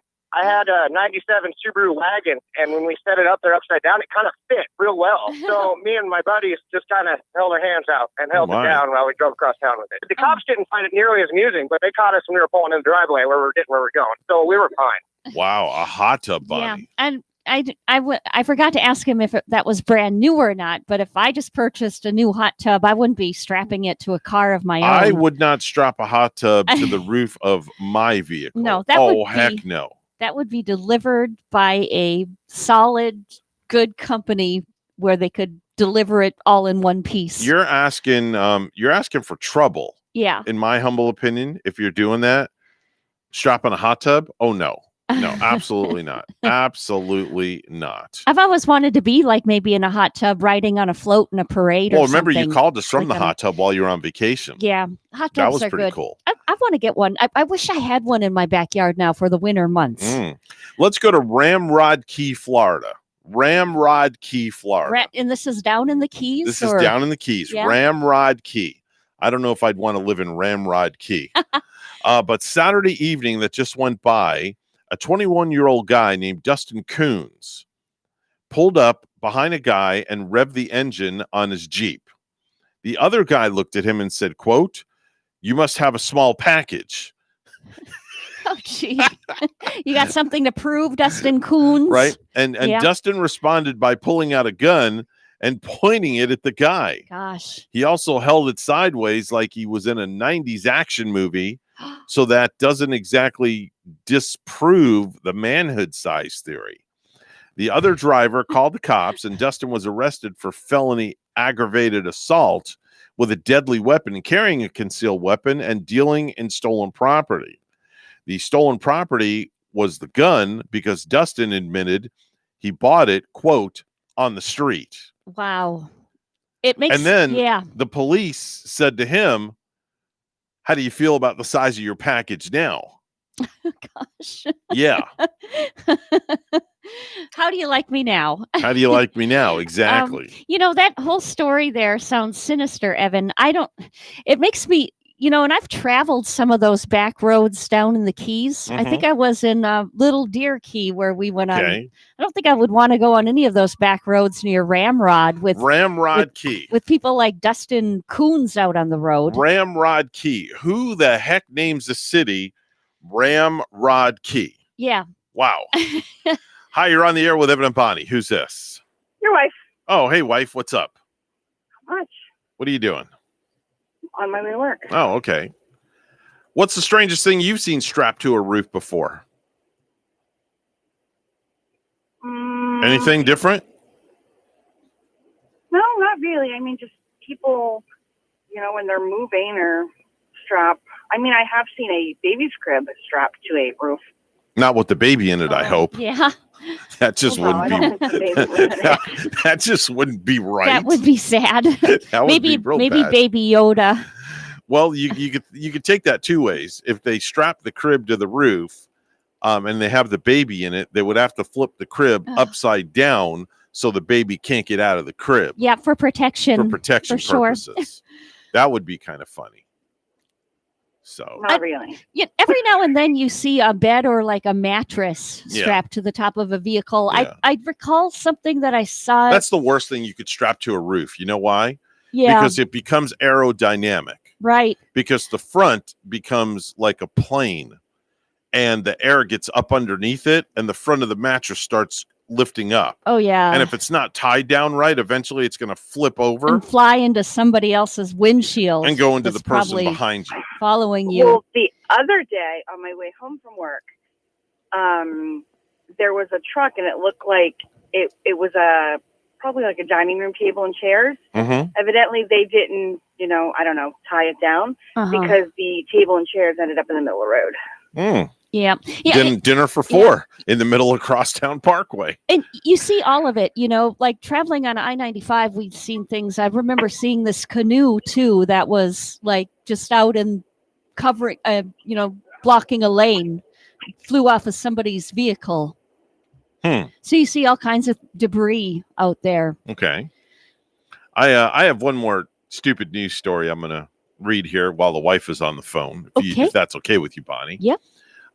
There's a 23-year-old guy named Gilbert Cordero from Oklahoma City, Oklahoma. And last week, he pulled a very bold move at an adult bookstore. He walked in, walked through the aisle, and took his junk out and started testing out some of the products right in the middle of the store. We don't know the specific product, but the court documents say it was, quote, a piece of merchandise designed for self-gratification. Anyway, the employee watched the entire thing go down on the security cameras, called the police, and the employee also said she recognized Gilbert because she recently applied for a job there as well. So the guy comes in and applies for a job weeks before, then he comes back and does the deed. Anyway, he was arrested for public indecency. Man. That's stupidity. Did he want to impress her and show that he knew how to use their product? Maybe he wanted to be a product demonstrator. I don't know. Demonstrating products. Maybe that's what he was applying for, the position. Put an old kiosk in the adult store. Yeah, like they have in Walmart, right? Could you imagine that? You do an adult bookstore and they have those kiosks there where they do demonstrations. I mean, yeah. I mean, Lord. oh my word. Oh yeah. Yeah. Only in Florida you'd find that stuff. I'm telling you. Anyway, listen, have a great day. And what would you like for dinner? Oh, by the way, we got the new Ninja Foodie in yesterday. It was Christmas at my house yesterday. Did you use it yet? No, we didn't. Okay. So I think tonight we're going to use it. I'm jealous that you got it. The new one, the latest, greatest edition, right? Latest and greatest edition. Wait a minute, I'll show you a picture. I took a picture Which of was called like the XL. It's the XL. Well, remember, I'm meeting someone after work today. Oh, that's right. Yeah, see, there they are. The one on the right's the new Oh. one, and the one on the left's the old one. Okay. Oh, that's right. The new So one. Yeah. You're not going to be home for dinner. I'm not. Oh no. All right. Then I won't cook in it without you. Okay, how's that? That make you feel better? I won't test it out without you. Cook it. She can just eat late. No. Late dinner. No. I don't know how Anyway. late it's going to be, though. I Well, don't I'll know let what. you know for sure. I've got a text her when I'm off the day. We don't know if we're just going to go walk around tradition All or right. if we're actually going to go out to dinner. Well, keep me posted or not. Let me know. Okay. All right. Have a great day. I love you. Love you. All right, bye. All right. There we go. By the way, that's my friend's pup. By the way, I just thought I'd cute. show What you. kind that. of dog? That is a Frenchie. Oh, that's really cute. Yeah, that's a Frenchie. Is that like one of those expensive kind of dogs? Yeah, they're about $2,000. $2,000. They're very Really? expensive. How big do they get? That's it. You're looking at it. Is it a French bulldog now? Yep, French bulldog. Yeah. His ears are like as big as my head. Look at his ears. Yeah, he does have some. His ears are like antennas. Some long ears, though. Yes. Well, no, you showed me a picture of that Ninja Foodie too, Evan. Mhm. Was the new go one? back to Does it. the new one have more room, more space in it than the Yes. old one? It does. Okay. It does. So you could like See it? roast. Could you roast like a whole chicken in there? Yeah, you can put a body in there. You can put a whole person in there. Yeah, it does. It does It's look pretty a little big. bit bigger. And it does more than that one does on the Uh-huh. left. The left one is the first one, and then that's the new one on the right. Yeah, and you're keeping your old one also. Yeah, unless you want to buy that one No. from me, I'll sell that one to you. No, I don't. I'll give it to you I'll give you a bargain. That's like a rule of thumb. Like even if I go to I like to go to Goodwill once in a while, but Okay. I do not buy hand-me-down appliances. Okay, no when problem. I'm there. Well, I just But thought I'd offer it to Just you. one of those things. That's all right. But There's thank nothing you. wrong with that. I appreciate it. Nothing It wrong with looks that. like it's new. How does the inside look? You keep it clean. Brand spanking Yeah. new. Yeah. Nothing wrong with it. Nothing wrong with it at all whatsoever. Is it self-cleaning or what do you use? No, you to take clean it out. It's dishwasher safe, so you can clean Yeah. it in the dishwasher. Kind of like the air fryer. Okay. Yes. Yep. Yeah. Yep. You can clean it out just like you do the air fryer. Does the same exact thing, and that's it. But let me see what the wife is doing later, and then we'll give it a test run, and then we will report back on Monday. I've often wondered if it's driving the George Foreman sales down. Oh, because of you never see George Foreman stuff. I saw the stores them anymore. I saw them in Walmart the other day, and Yeah. I thought of that. I thought of the Ninja Foodie right away when I saw that. And I just wondered. There's tons of Ninja Foodie stuff out everywhere. There's grills, there's Yeah. blenders, there's this, there's that. I mean, next thing you know, they're going to have a Ninja toilet that you sit down on. It's going to wipe your derriere for you automatically. Anyway, it's 7:48 news time. Let's go to the news desk once again. Here's Bonnie this Thank you, Evan. If you've been grocery shopping lately, you may have found some stores are sold out of paper products, including toilet paper or paper towels. WPTV's Treasure Coast reporter Megan McRoberts has the story. Store managers tell me that there's not necessarily a shortage of paper products. The issue, they say, is when people hoard the products, then clearing out the shelves. Now they're just urging people to only buy what they actually need. Getting all of your grocery store needs in one stop might once again be a tougher task at some stores. It was kind of shocking to see it again, completely wiped out. A Winn-Dixie and Stewart out of paper towels and toilet paper. So Susan Osterberg has been picking them up wherever else she sees them. A little bit at Walmart, what was left, which was next to nothing. And I was in Big Lots, and I got a little bit there. But it's wiped out. It's become one of the more surprising consequences of the pandemic. Now shoppers worried the shortage that happened in the spring could happen again if COVID cases keep climbing or prompt more lockdowns. Why do people have to hoard? They keep telling us there's plenty.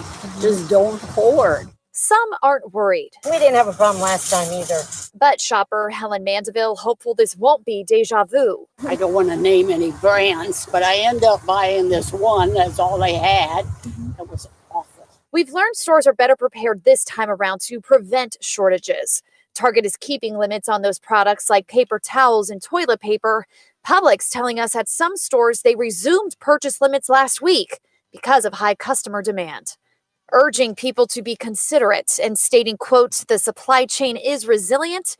We need to do our part and allow it an opportunity to rebound. I hope this ends soon.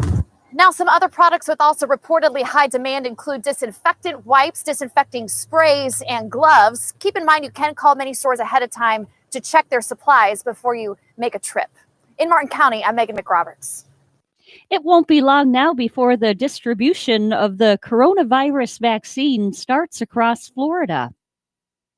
According to Governor DeSantis, the two vaccine makers will have 40 million doses total by the end of the year. It's a 2-dose vaccine, so it's enough for 20 million people. And the governor says you won't be forced to take it. Our goal is to make all safe and effective COVID vaccines available to Floridians who want them. But the state will not mandate that Floridians take these vaccines. That's going to be the choice of each and every Floridian. The governor promises their vaccine distribution plan is ready. They're just waiting on the FDA to give the drugs emergency approval. I'm Rory O'Neill. Florida is reporting another 9,085 new COVID-19 cases. The state is also reporting 81 additional deaths. The state's positivity rate for new cases is about 7.6%. Following a hand recount of ballots in Georgia, President-elect Joe Biden maintained a 12,000 vote lead over President Donald Trump. The conclusion of the recount means that Biden is the projected winner of the state and its 16 electoral college votes, according to the Associated Press. The once Republican stronghold Georgia went for a Democratic presidential candidate for the first time since 1992. With all 50 states now called, Biden is projected to carry 306 electoral college votes compared to 232 for Trump. The hand recount of nearly 5 million votes stemmed from an audit required by a new state law and wasn't in response to any suspected problems with the state's results or an official recount request. The state has until Friday to certify the results that have been certified and submitted by the counties. The recount added an additional 5,262 ballots that had gone previously uncounted, represented roughly 0.1% of the overall vote total. In the recount, Trump added a net of 496 votes, coming well short of cutting into Biden's lead. Once the results are certified, the losing campaign can request a recount.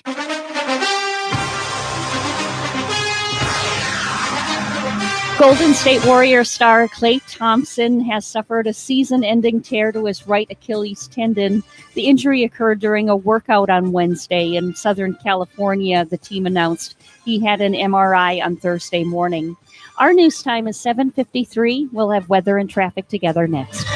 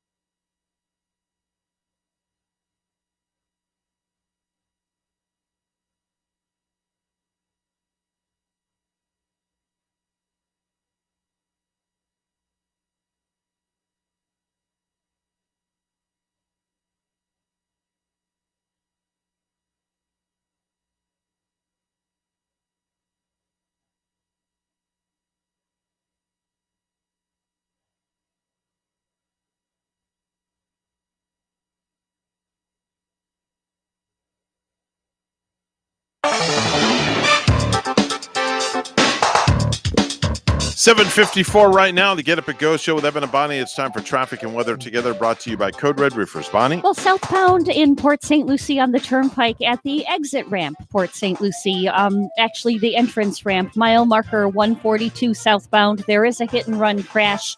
Not any roadblock from that incident. However, in Martin County, the roads are clear, and that's your latest look at traffic. It's 71, partly cloudy in Port St. Lucie, and in Ramrod Key this morning, 73 degrees. Just a little bit warmer than we are. And here's our forecast at WPTV. Good morning, everyone. Steve Villanueva here. For today, we'll see partly sunny skies, temperatures right around 80 degrees, and it's still breezy out there with winds over 20 miles an hour, just not as windy as the last couple of days. The wind advisory has been canceled. As we head into the weekend, rain chances will be on the increase. For Saturday, about a 40% chance of showers, maybe an isolated storm. The winds still with us on Saturday, but the winds back off on Sunday. Speaking of Sunday, we could still have a few scattered showers moving across the area. I'm WPTV First Alert Meteorologist Steve Villanueva on WSTU AM 1450, Martin County's Heritage Station.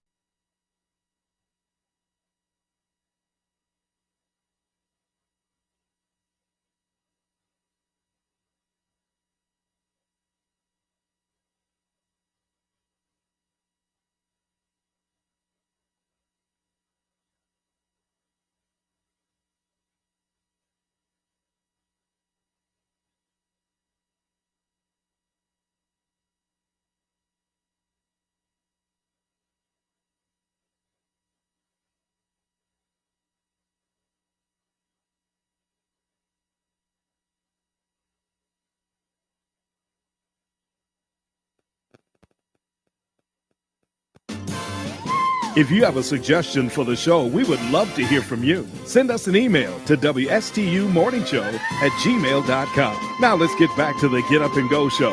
Here's Evan and Bonnie. Coming up on 8 o'clock here, don't go anywhere. George Gray is going to be here. He's the announcer from The Price is Right, just a little bit after 8 o'clock in the news. So don't you dare go anywhere. Don't touch that dial. We're WSTU Stewart.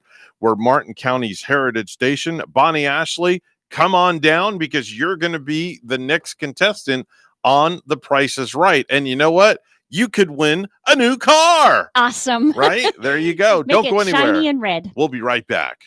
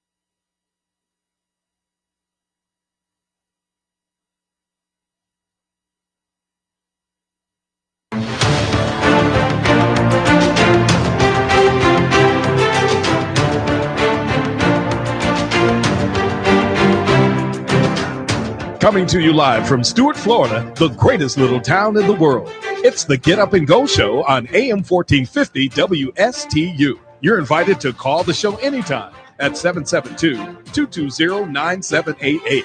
And now, broadcasting live from their palatial studios, here are your hosts, Evan and Bonnie. 8:07 on the Get Up and Go Show with Evan and Bonnie, and magically, through the world of radio, we have teleported to Los Angeles, and we're in the Bob Barker Studios as we speak. How exciting Isn't this that neat? is. Yeah. Look around you. The Showcase Showdown is Right? coming up. So I'm going to, they just flipped the lights on. There's the camera guys, and wow, there's the announcer. Excitable He's announcer. over there. So I'm just going to let them do their thing. Here it comes from the palatial WSTU studios in downtown Stuart, Florida. It's the Get Up and Go Show. George Gray, come on down. You are the special guest this morning on the Get Up and Go Show. And now, here's your host of the show, Evan Nye. Hey, thank you very much, Mike, and welcome to the radio show, ladies and gentlemen. This is how we do things. I'd like to welcome you down to Radio Row, as they say. And now let's take a look at the first item up for bids. Here's George. Wait a minute. This is not TV. I have to stop myself here. Actually, George Gray is our very special guest today. He is the voice of The Price is Right. His first TV hosting gig was for a Fox movie channel doing a show called FXM Friday Nights. He then appeared as a co-host on the long-running series Movie for Guys Who Likes Movies on TBS. And, of course, Extreme Gong, the updated version of The Gong Show. A very, very illustrious career, and now he's been with The Price is Right since April the 18th of 2011. George, I want to welcome you to the program. Thank you so much for being here. Thank you. That's quite a build-up, except you skipped over the big stuff. You did movies for guys who like movies, but you forgot about Junkyard Wars and Weakest Link, man. I was going to get to that in a minute. You stole the rest of the thunder, but that's okay, George. That's not a problem. That's quite all right. But before we get going, you said Mike. Was that Mike who did that voice? Yes, that's a good friend of mine named Mike James. He's another radio guy.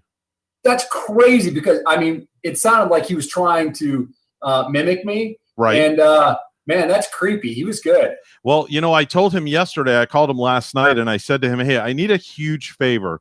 I'm going to send you a link to a video. I want you to watch it, and then I want you to get as close as possible as you can.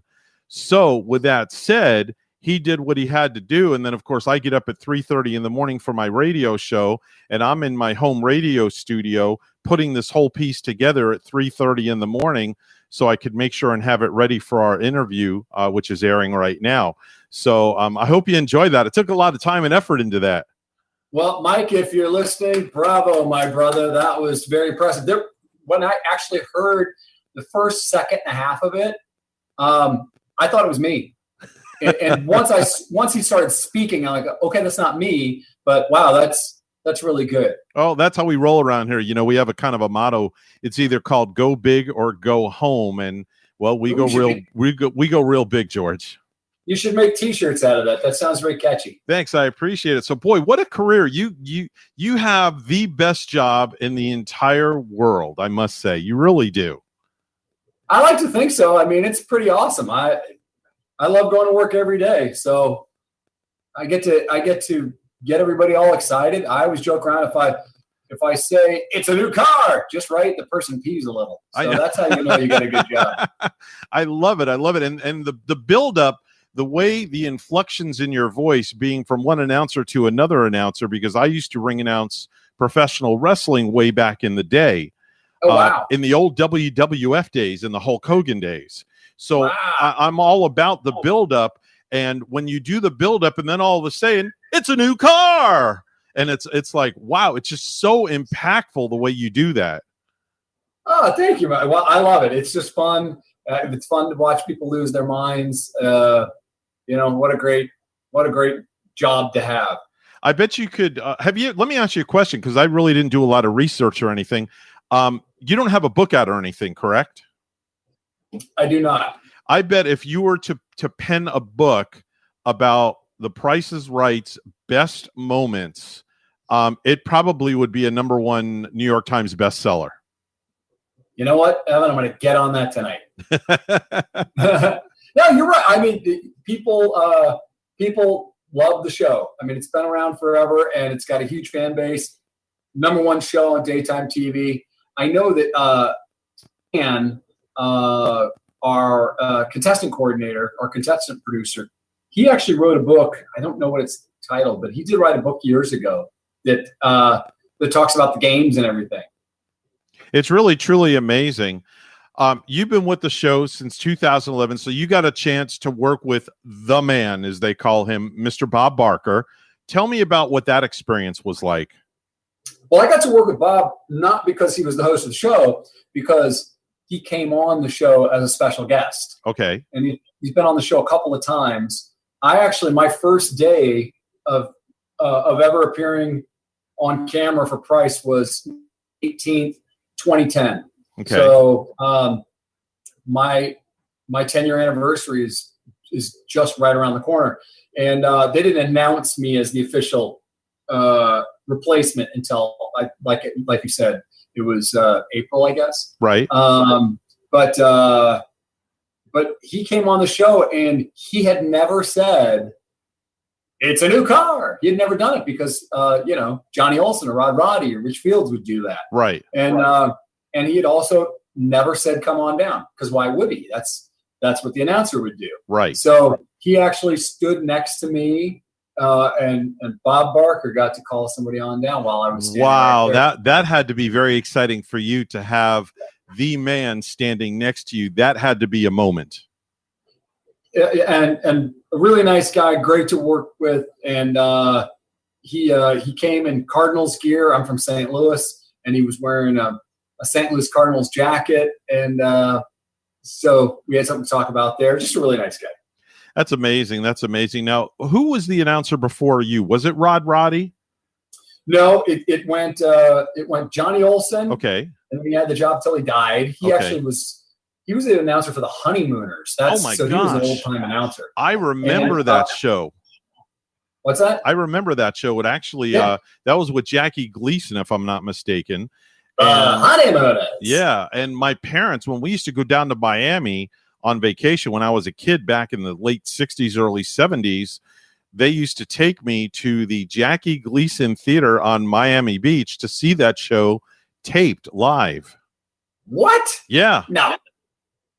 You're not old enough. I'm 60 years old. That's still not old enough. Yeah. The Honeymooners? The Honeymooners were shot in the late 50s, early 60s. Yeah, I was in the 60s. In the 60s is when I used to go to Miami from New York with my parents in 64. Oh, you know what? You were watching I think he did a show after that it was the Jackie Gleason Oh, hour. yes, I'm sorry. It was a Jackie Gleason show. Same premise, but it was a Jackie Gleason show. You are correct. Yes. Yes. Okay. I was like, man, you look really good for 100. I try. It's the Florida sun down here. But anyway, the one announcer that stands out the most was Rod Roddy. Bless his heart. Unbelievable, great announcer. Just how do you? I don't want to say compete, but how do you compare yourself to the other announcers? You're stepping into a position. You have a huge set of shoes to fill, right. And it's your first day. The jitters have to be at an all-time high. And do you remember that very first day that you were there? Of course I do. Yeah, I was just really excited. It was just really fun because the first day I was there was as an audition. Okay. They actually had 6 of us each do 20 episodes of programming. So they were real on-air shows, and I got my 20. And my first episode, there I was standing there, and I decided right away that I didn't know if I was going to get the gig, but I was going to have a blast, and I just did. I had so much fun. Wow. Let's talk about your past. You brought up earlier The Weakest Link and some other things. Tell me a little bit about those programs that you were a announcer for. Well, Weakest Link is now, it's back on the air, right, with Jane Lynch, right, just launched within the last month. Mm-hmm.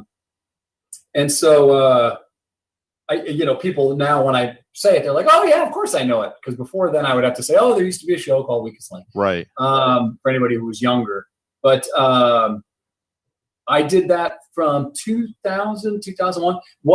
One of the reasons I was on the radar for NBC, because Ann Robinson was doing the primetime version, was I had just did the first season of a show called Junkyard Wars that was going to be a small show that no one was ever going to see, but it wound up becoming a massive primetime hit for Discovery TLC. And so it kind of elevated my name, and then my agent got me the read for Weakest Link, and I thought, I don't stand a chance for this. They're only looking at big stars, and they're looking at mostly women. So I am neither one of those two things. So I just went in and had fun and just did it my own way, and wound up booking it. I had a blast. I did that for a couple seasons, and then I was on HGTV on that network doing a couple different shows. Right. For 3 or 4 seasons. Yeah, I mean it's been a fun ride.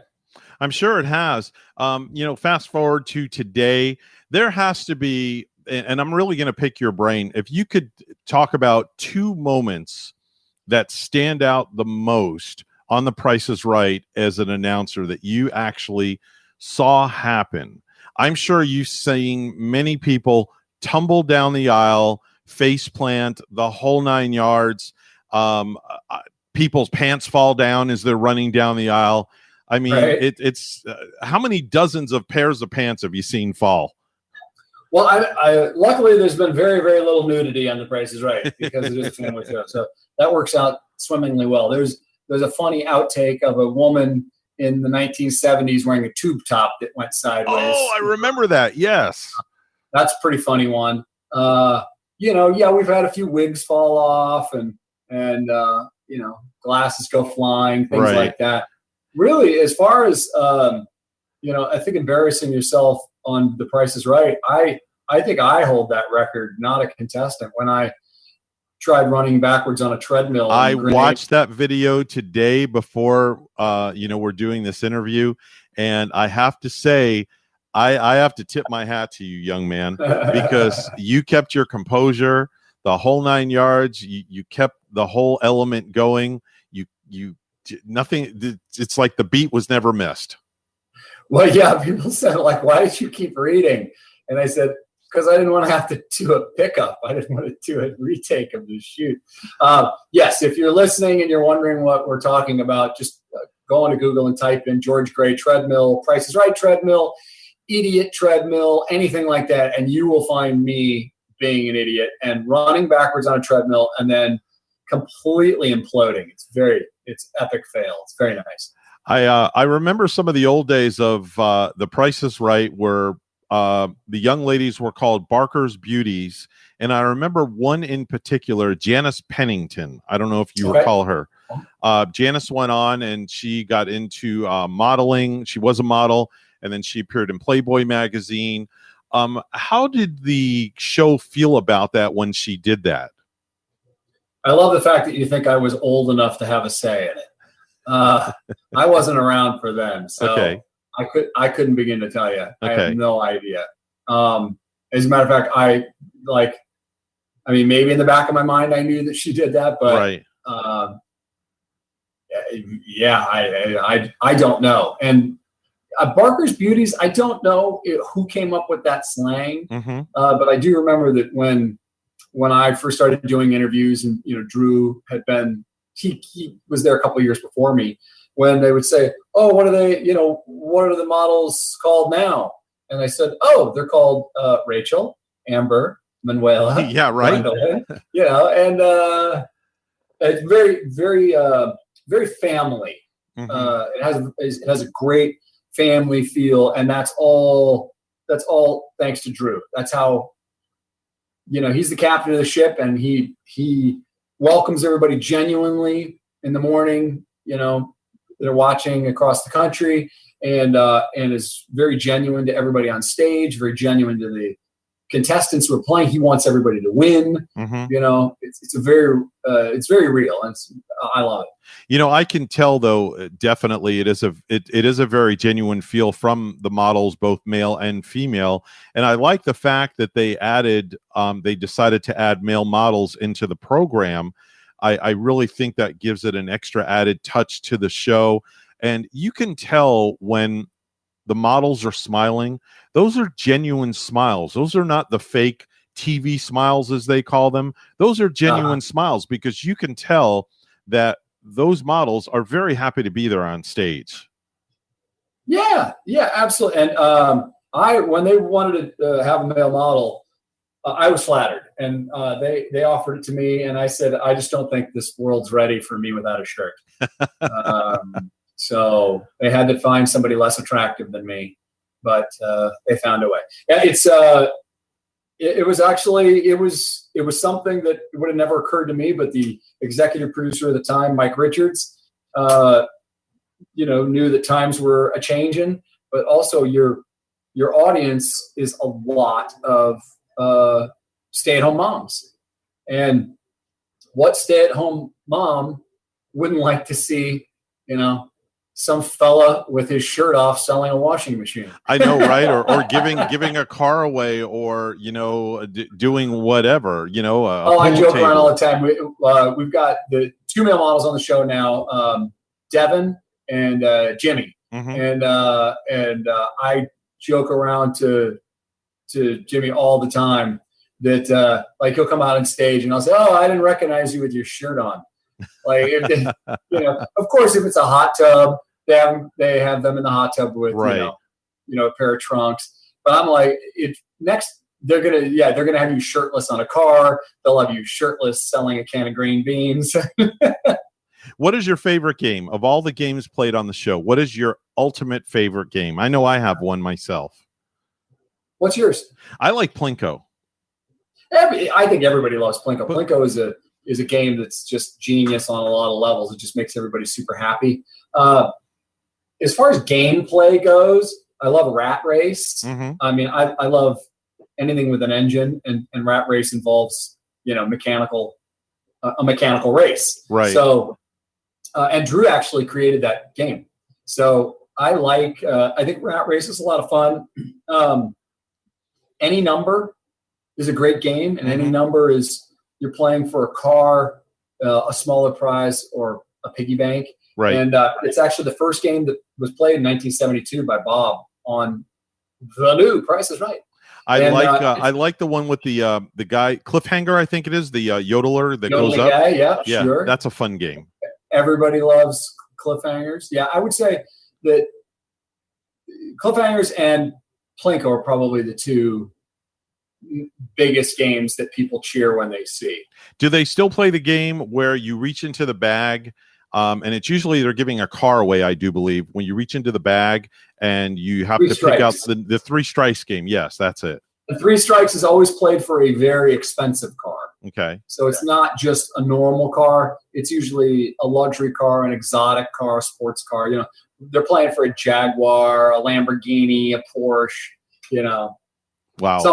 Something really fun. That's amazing. If you want to follow George on Instagram and social media, his Instagram handle is @GeorgeGray. It's pretty simple, @GeorgeGray. And on Twitter, it's @TheGeorgeGray. You can catch him on The Price is Right every single morning in your local area, local time zone.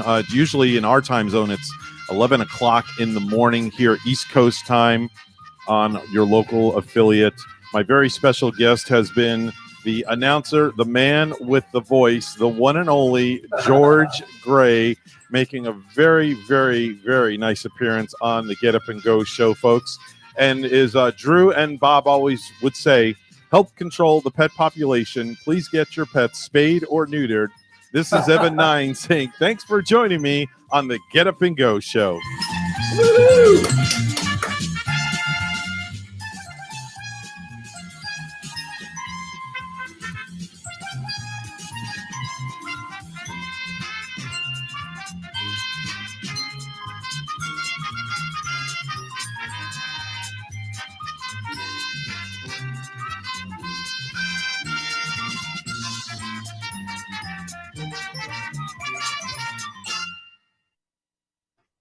Well, I can't thank you enough.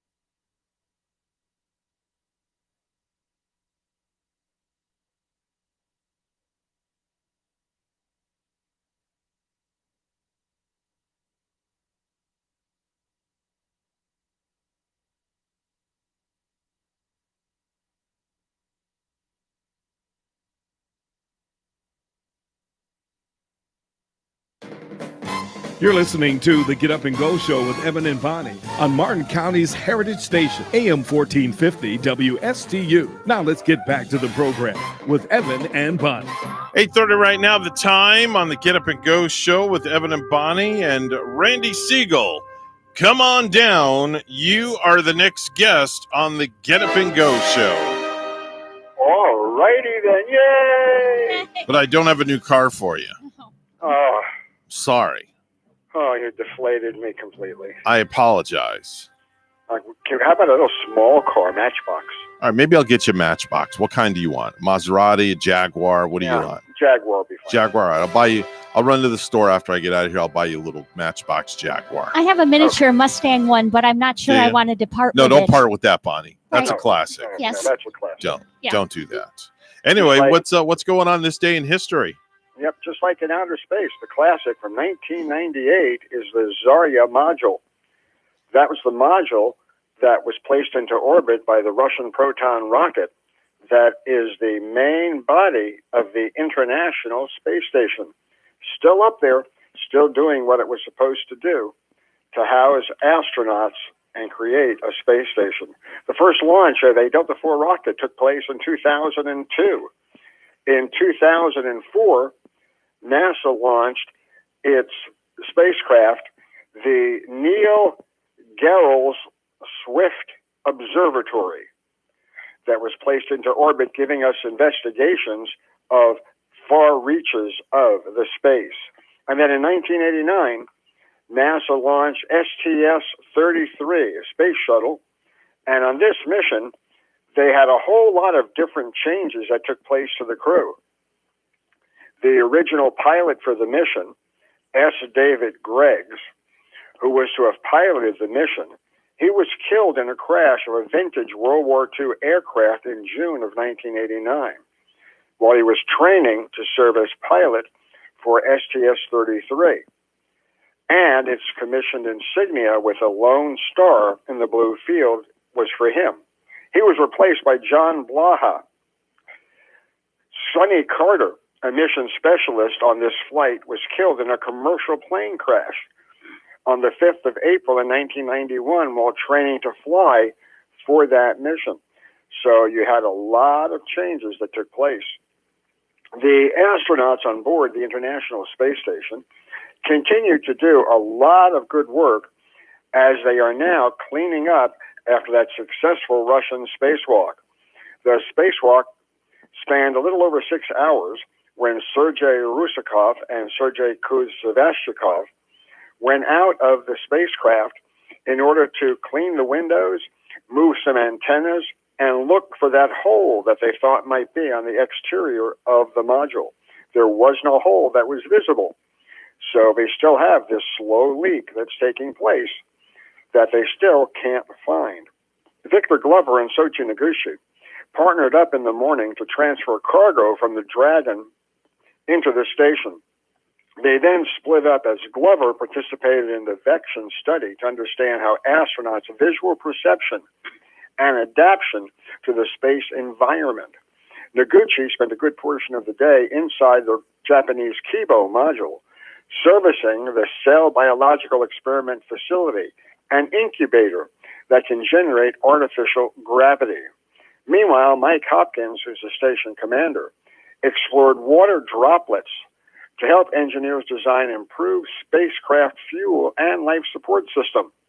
Flight engineer Shannon Walker, she studied ceramic manufacturing to boost the aviation industry and the commercialization of space. So these astronauts don't spend a whole lot of time just sitting around and not doing their roles. Meanwhile, back in Russia, 8 candidates to become astronauts will be taking examinations from the state on the 24th and 25th of this month. Those that pass the test hopefully will go on to be cosmonauts. Those who don't, well, they're gone. China says that they intend to use an indigenous docking module on their spacecrafts. This docking module is one that was approved to be used on all flights since the Apollo-Soyuz mission with Russia. They're hopeful that they'll be able to dock with the International Space Station if that comes to fruition. That international docking system will be on board the Nuka module that is planned for launch next year in April.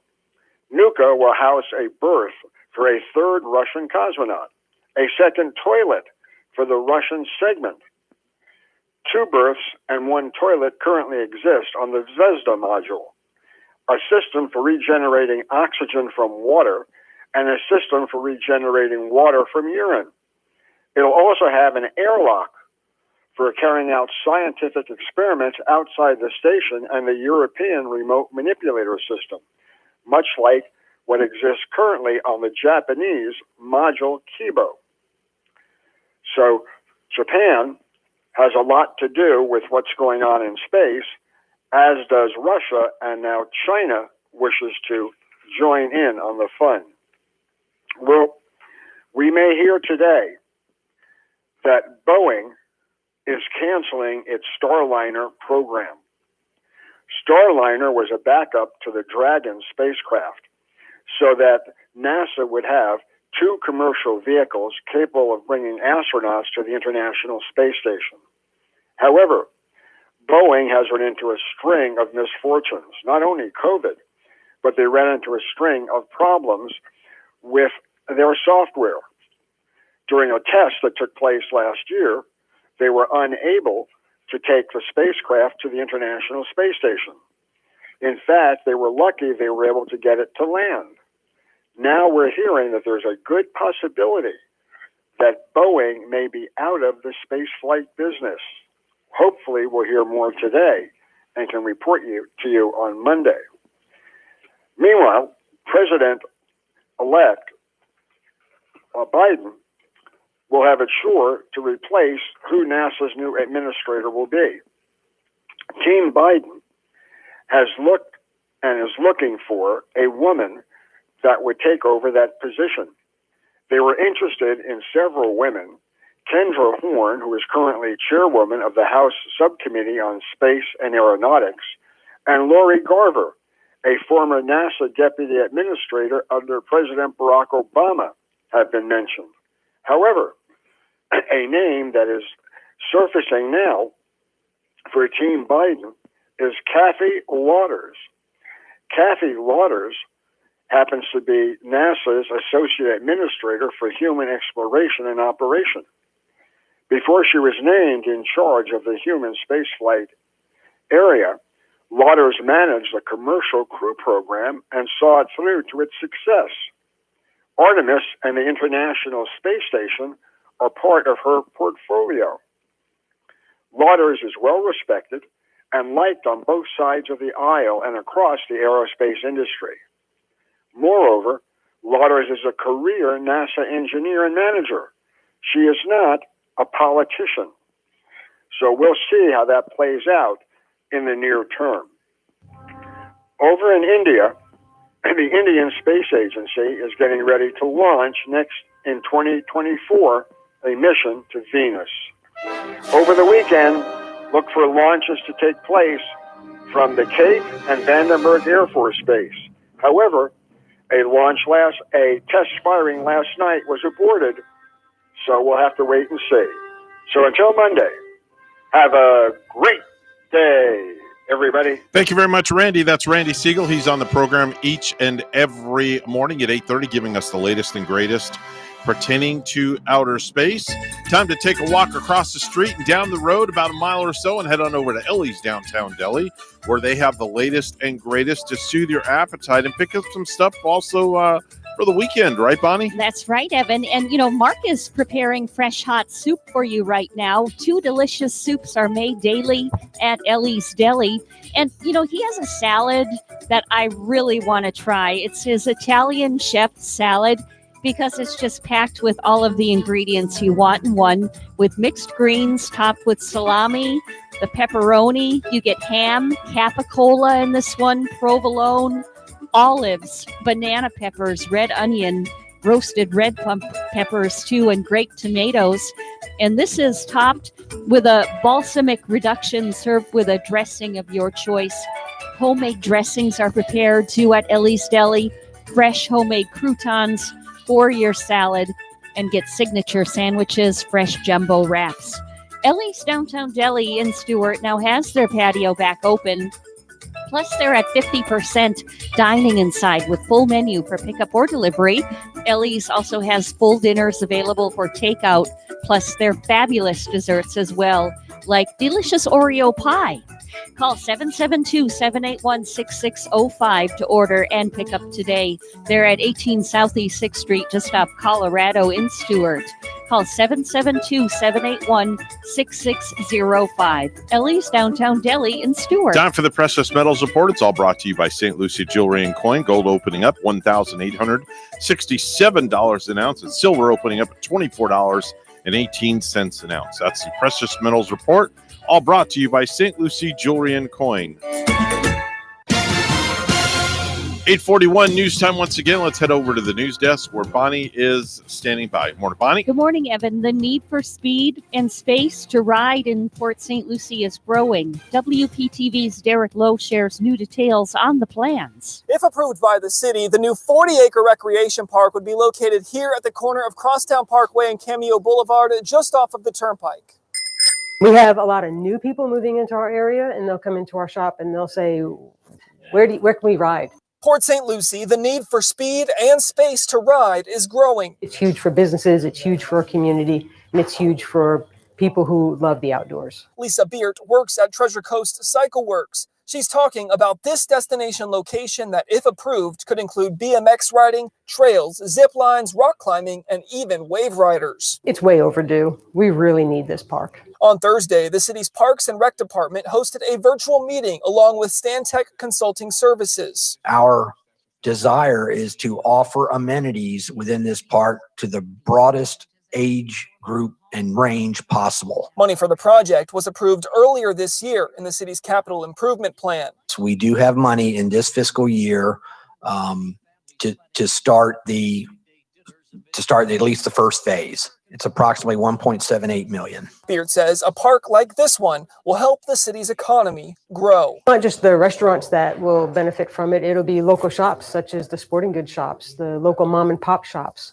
recreation gas stations, convenience stores. The plan for the park still needs to be approved. City officials say if it is, that the park will be built in phases over the next 10 years. Reporting in Port St. Lucie, I'm Derek Lowe, WPTV, News Channel 5. Florida Governor Ron DeSantis says hospitals throughout the state may begin receiving COVID-19 vaccines within the next 3 to 6 weeks. The governor said Florida has been actively planning and preparing for vaccine distribution and has purchased 5 million syringes, 5 million needles, and 5 million alcohol swabs. The vaccines from Pfizer and Moderna are currently awaiting approval from the U.S. Food and Drug Administration, which DeSantis said could happen within the next few weeks. A killer of a West Palm Beach mother and daughter has been sentenced to death. Marlon Joseph, age 29, received a death sentence Thursday for the December 28, 2017 murders of Kalada Crowell, age 36, and her 11-year-old daughter, Kira Inglet, at a home on 3rd Street in West Palm Beach. Judge Cheryl Caracuzo handed down Palm Beach County's first death sentence since 2002.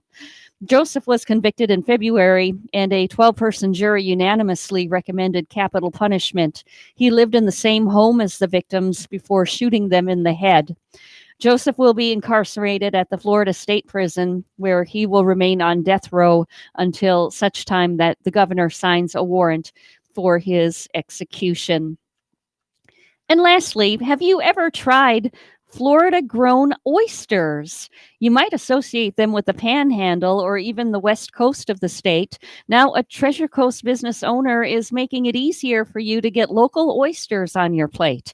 Nicolette Mariano owns Treasure Coast Shellfish Harvesting Oysters in the Indian River Lagoon in Sebastian. She's become one of the very few oyster farmers on the east coast of Florida. She went all in on her business this year after losing her 9-to-5 job around the time the pandemic began. She decided to use her free time to get more serious about growing and selling her product.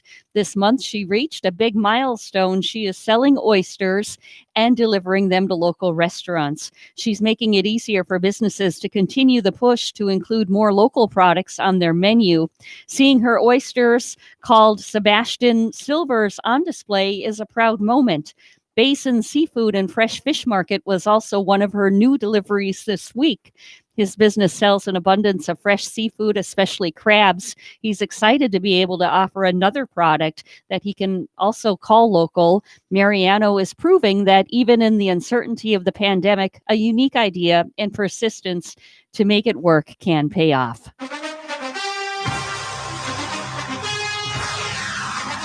Jake Scott, who was the Super Bowl MVP to cap off the Miami Dolphins' undefeated 1972 season, is dead after a fall and head injury in Atlanta. Scott, a 5-time Pro Bowl selection, was 75. Our news time is 8:47. We'll have weather and traffic together next.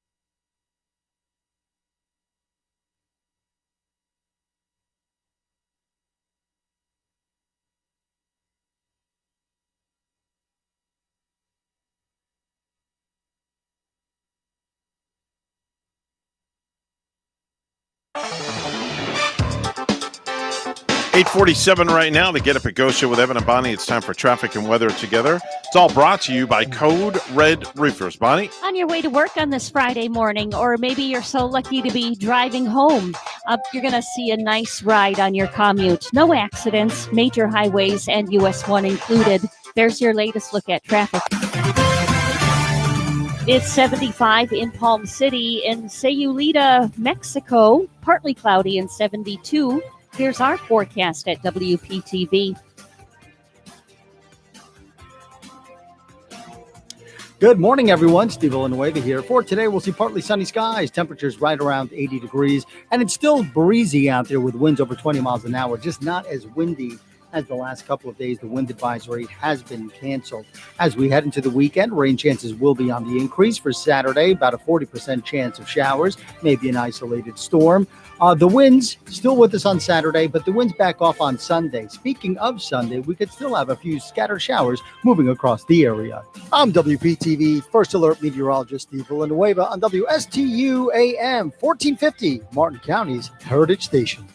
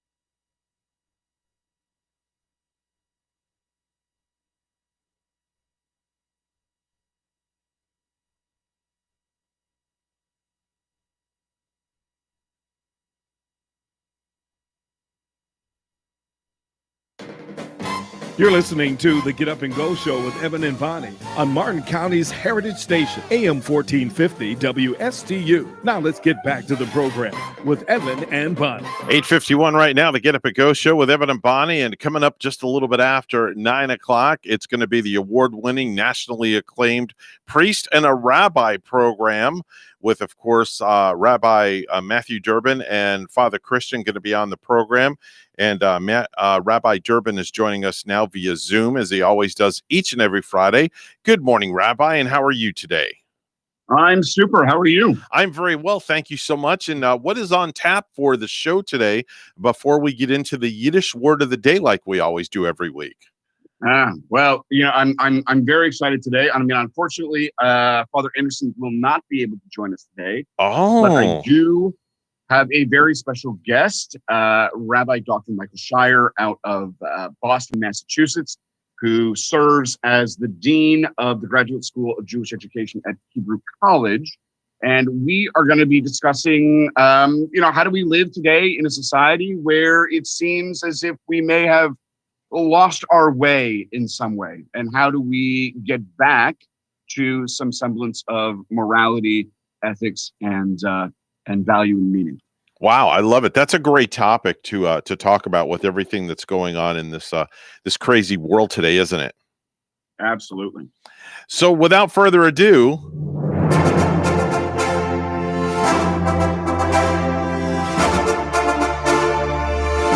it brings us to a new segment that we started about 2 weeks ago on the program, and it's called the Yiddish Word of the Day. That's where we let Rabbi Durbin pick out a Yiddish word and explain to our listening audience what exactly the meaning of it is. Last week's word, Bonnie, what was it? Oh, it was Bumpkiss. Bumpkiss. Bumpkiss. Oh, yes. Which means absolutely zero. Nothing at all. So without further ado, Rabbi Durbin, if you would please do the honors and give us the Yiddish word of the day. Yiddish word of the day. There's so many to choose from. So many. I don't know. Given the tone of today's conversation we're going to have with priest and a rabbi, I don't know. Maybe the word of the day is a mensch. Menschlichkeit. A menschlichkeit. Yes. Okay. Could you let us know what that means, please? Yeah, so the full terminology is menschlichkeit. We use it today in the terms of being a mensch. And what does that mean? Doesn't mean some guy with a suit sitting on a bench. Not a mensch on a bench, but if we think about those terms, the mensch just really means an honorable, a decent, and just a person who can help in times of need. Just a good, moral, upstanding person. I think that's a perfect word, a perfect Yiddish word of the day, considering the times that we live in today with everything that's going on. And now this whole thing of, the second wave of COVID coming around, and now people are running to the stores. They're starting to hoard the toilet paper and the paper towels all over again. You couldn't have picked a better word of the day. Thank you. So make sure and listen in. Priest and a Rabbi coming up a little bit after 9 o'clock this morning with Rabbi Durbin running solo today. He's going to be steering the ship. We won't call it the love boat. We'll call it the rabbi boat, The rabbi boat. The rabbi boat. Yeah. Any guests on the program with you today, Rabbi Durbin? Well, he just talked about the guest. He did. Just give us a whole synopsis of the guest. Where were you at, Bonnie? I don't know. I was thinking of the word of the day. I just know Father Christian wasn't going to be with us, so I was wondering who we had on as a guest with the rabbi. But at least Rabbi Durbin doesn't have to worry about anybody teasing him about his hair today. Oh, never. And he always has a good hair day, though. I will say that much. He's the best looking rabbi this side of the Jordan River, as Father Christian says. And the St. Lucie River, too. Yeah, the St. Lucie River, too. Anyway, Rabbi Durbin, thanks for joining us, and we will catch up with you a little bit after 9 o'clock this morning. All right, very good. I really liked his word of the day, though. I do. That was a great word. Yes, menschlichkeit. You have to get the chait in there. Yes, that's the. I'm half Jewish, so I can pronounce those words. It just rolls off the tongue a little bit more naturally for you. Definitely. Yeah. So what's on tap this weekend for Bonnie? For this weekend. What's on tap for the Bonpod? Oh, gee, I'm definitely going to do my workout tomorrow morning. Okay. Probably get up at 5:20, and I'll be rolling out there running by 6 a.m. Okay. Do some sit-ups. Okay. Maybe head to the neighborhood workout place where I like to do it. Okay. As usual. All right. Maybe shopping for Thanksgiving. Okay. And work involved, and because you gotta work to buy the goods and keep that up all week. Right. So. Right. Now, what are the plans for Thanksgiving? Are you cooking the big turkey? Are you preparing? Because I know the kids are going to be here, right? Yeah. So we got plenty of toilet paper on hand. Okay. And you're one of those, huh? I know I didn't hoard toilet paper. I bought 18 rolls of toilet paper, which I think is sufficient. Rolls. Are you going to go through 18 rolls in a weekend? We can at my house because I'm blowing my nose constantly. I use toilet paper sometime for Kleenex. Right. But yeah, just going to make our turkey. We wanted to, we're thinking about deep frying it, but we didn't get the heavy duty deep fryer, Now, do you make your stuffing from scratch or your gravy from scratch? Because I know that when George comes down and stays with us at Christmas time, he makes the gravy from scratch. Oh, wow. Literally from scratch, from all the juices of the turkey. I do not. Okay. I do not get it that involved like George does. In Okay. fact, the stuffing comes from Pepperidge Farm. Okay. I think it's a step above stovetop. Okay. You know. All right. But I'll Okay. mix my some extra ingredients into Okay. the Pepperidge How long Farm. do you cook what size bird do you get? Do you get like a 15 pound, an 18, a 20? 18 to Get it 20. 18 to 20. Okay. Yeah. So you get up in the morning, you cook that bad boy for like 6 or 8 hours. Oh, you know it. Comes out golden brown when it's all done. Yeah. Now, do you stick the stuffing in the turkey's arse or what? We have it on the side, like a side dish. We Okay, so haven't you been don't doing put that. it in the bird and let it cook inside the bird? No, my mom used to do that actually, Okay. and she made her own stuffing with like chicken livers that Mm. she used. Do you know that the first time I attempted to cook a turkey, I forgot to take out what was inside the turkey, which was the neck, the gizzards, and all that crap? Is that really what happened? Yes. So, So- did you pull it out when it was done, or it was Yeah, that like was nasty. just wedged in there? Yeah, and it was nasty. Did it ruin it? Does it ruin the thing? No, it didn't ruin it too bad. But wow, Yeah. yeah. Yeah. I mean, those that haven't made a turkey before. Yeah. Sometimes I'm sure some don't know, and Well, next week we're only here for 4 days. I Monday, know. Tuesday, Wednesday, and Friday. I know it's Because we're off on Thursday. getting a nice little break. And So maybe Wednesday we'll have Thanksgiving brunch in studio. Maybe get somebody to cater it for us. I don't know because I have to save for the the big day and the big moment. You on can have a slice of Thanksgiving. turkey or two. Anyway, folks, thanks for tuning in to the big show, and we'll be back with you next week. We say chow mein Honduras. and Arriba Dirty. We have lots of love in this room between Bonnie and myself. We do. And we like to send it out to all our listeners so you spread it out day after day and night after night. Oh yeah, and like Rabbi Durbin might say, be an amencha all weekend. You say it. I'm going to get you the Yiddish book of Hooked on Phonics. All right, there you go. All right. Have a great day. We're WSTU Stewart, Martin County's Heritage Station. The news is coming up next. Bye-bye. Have a great weekend, everybody.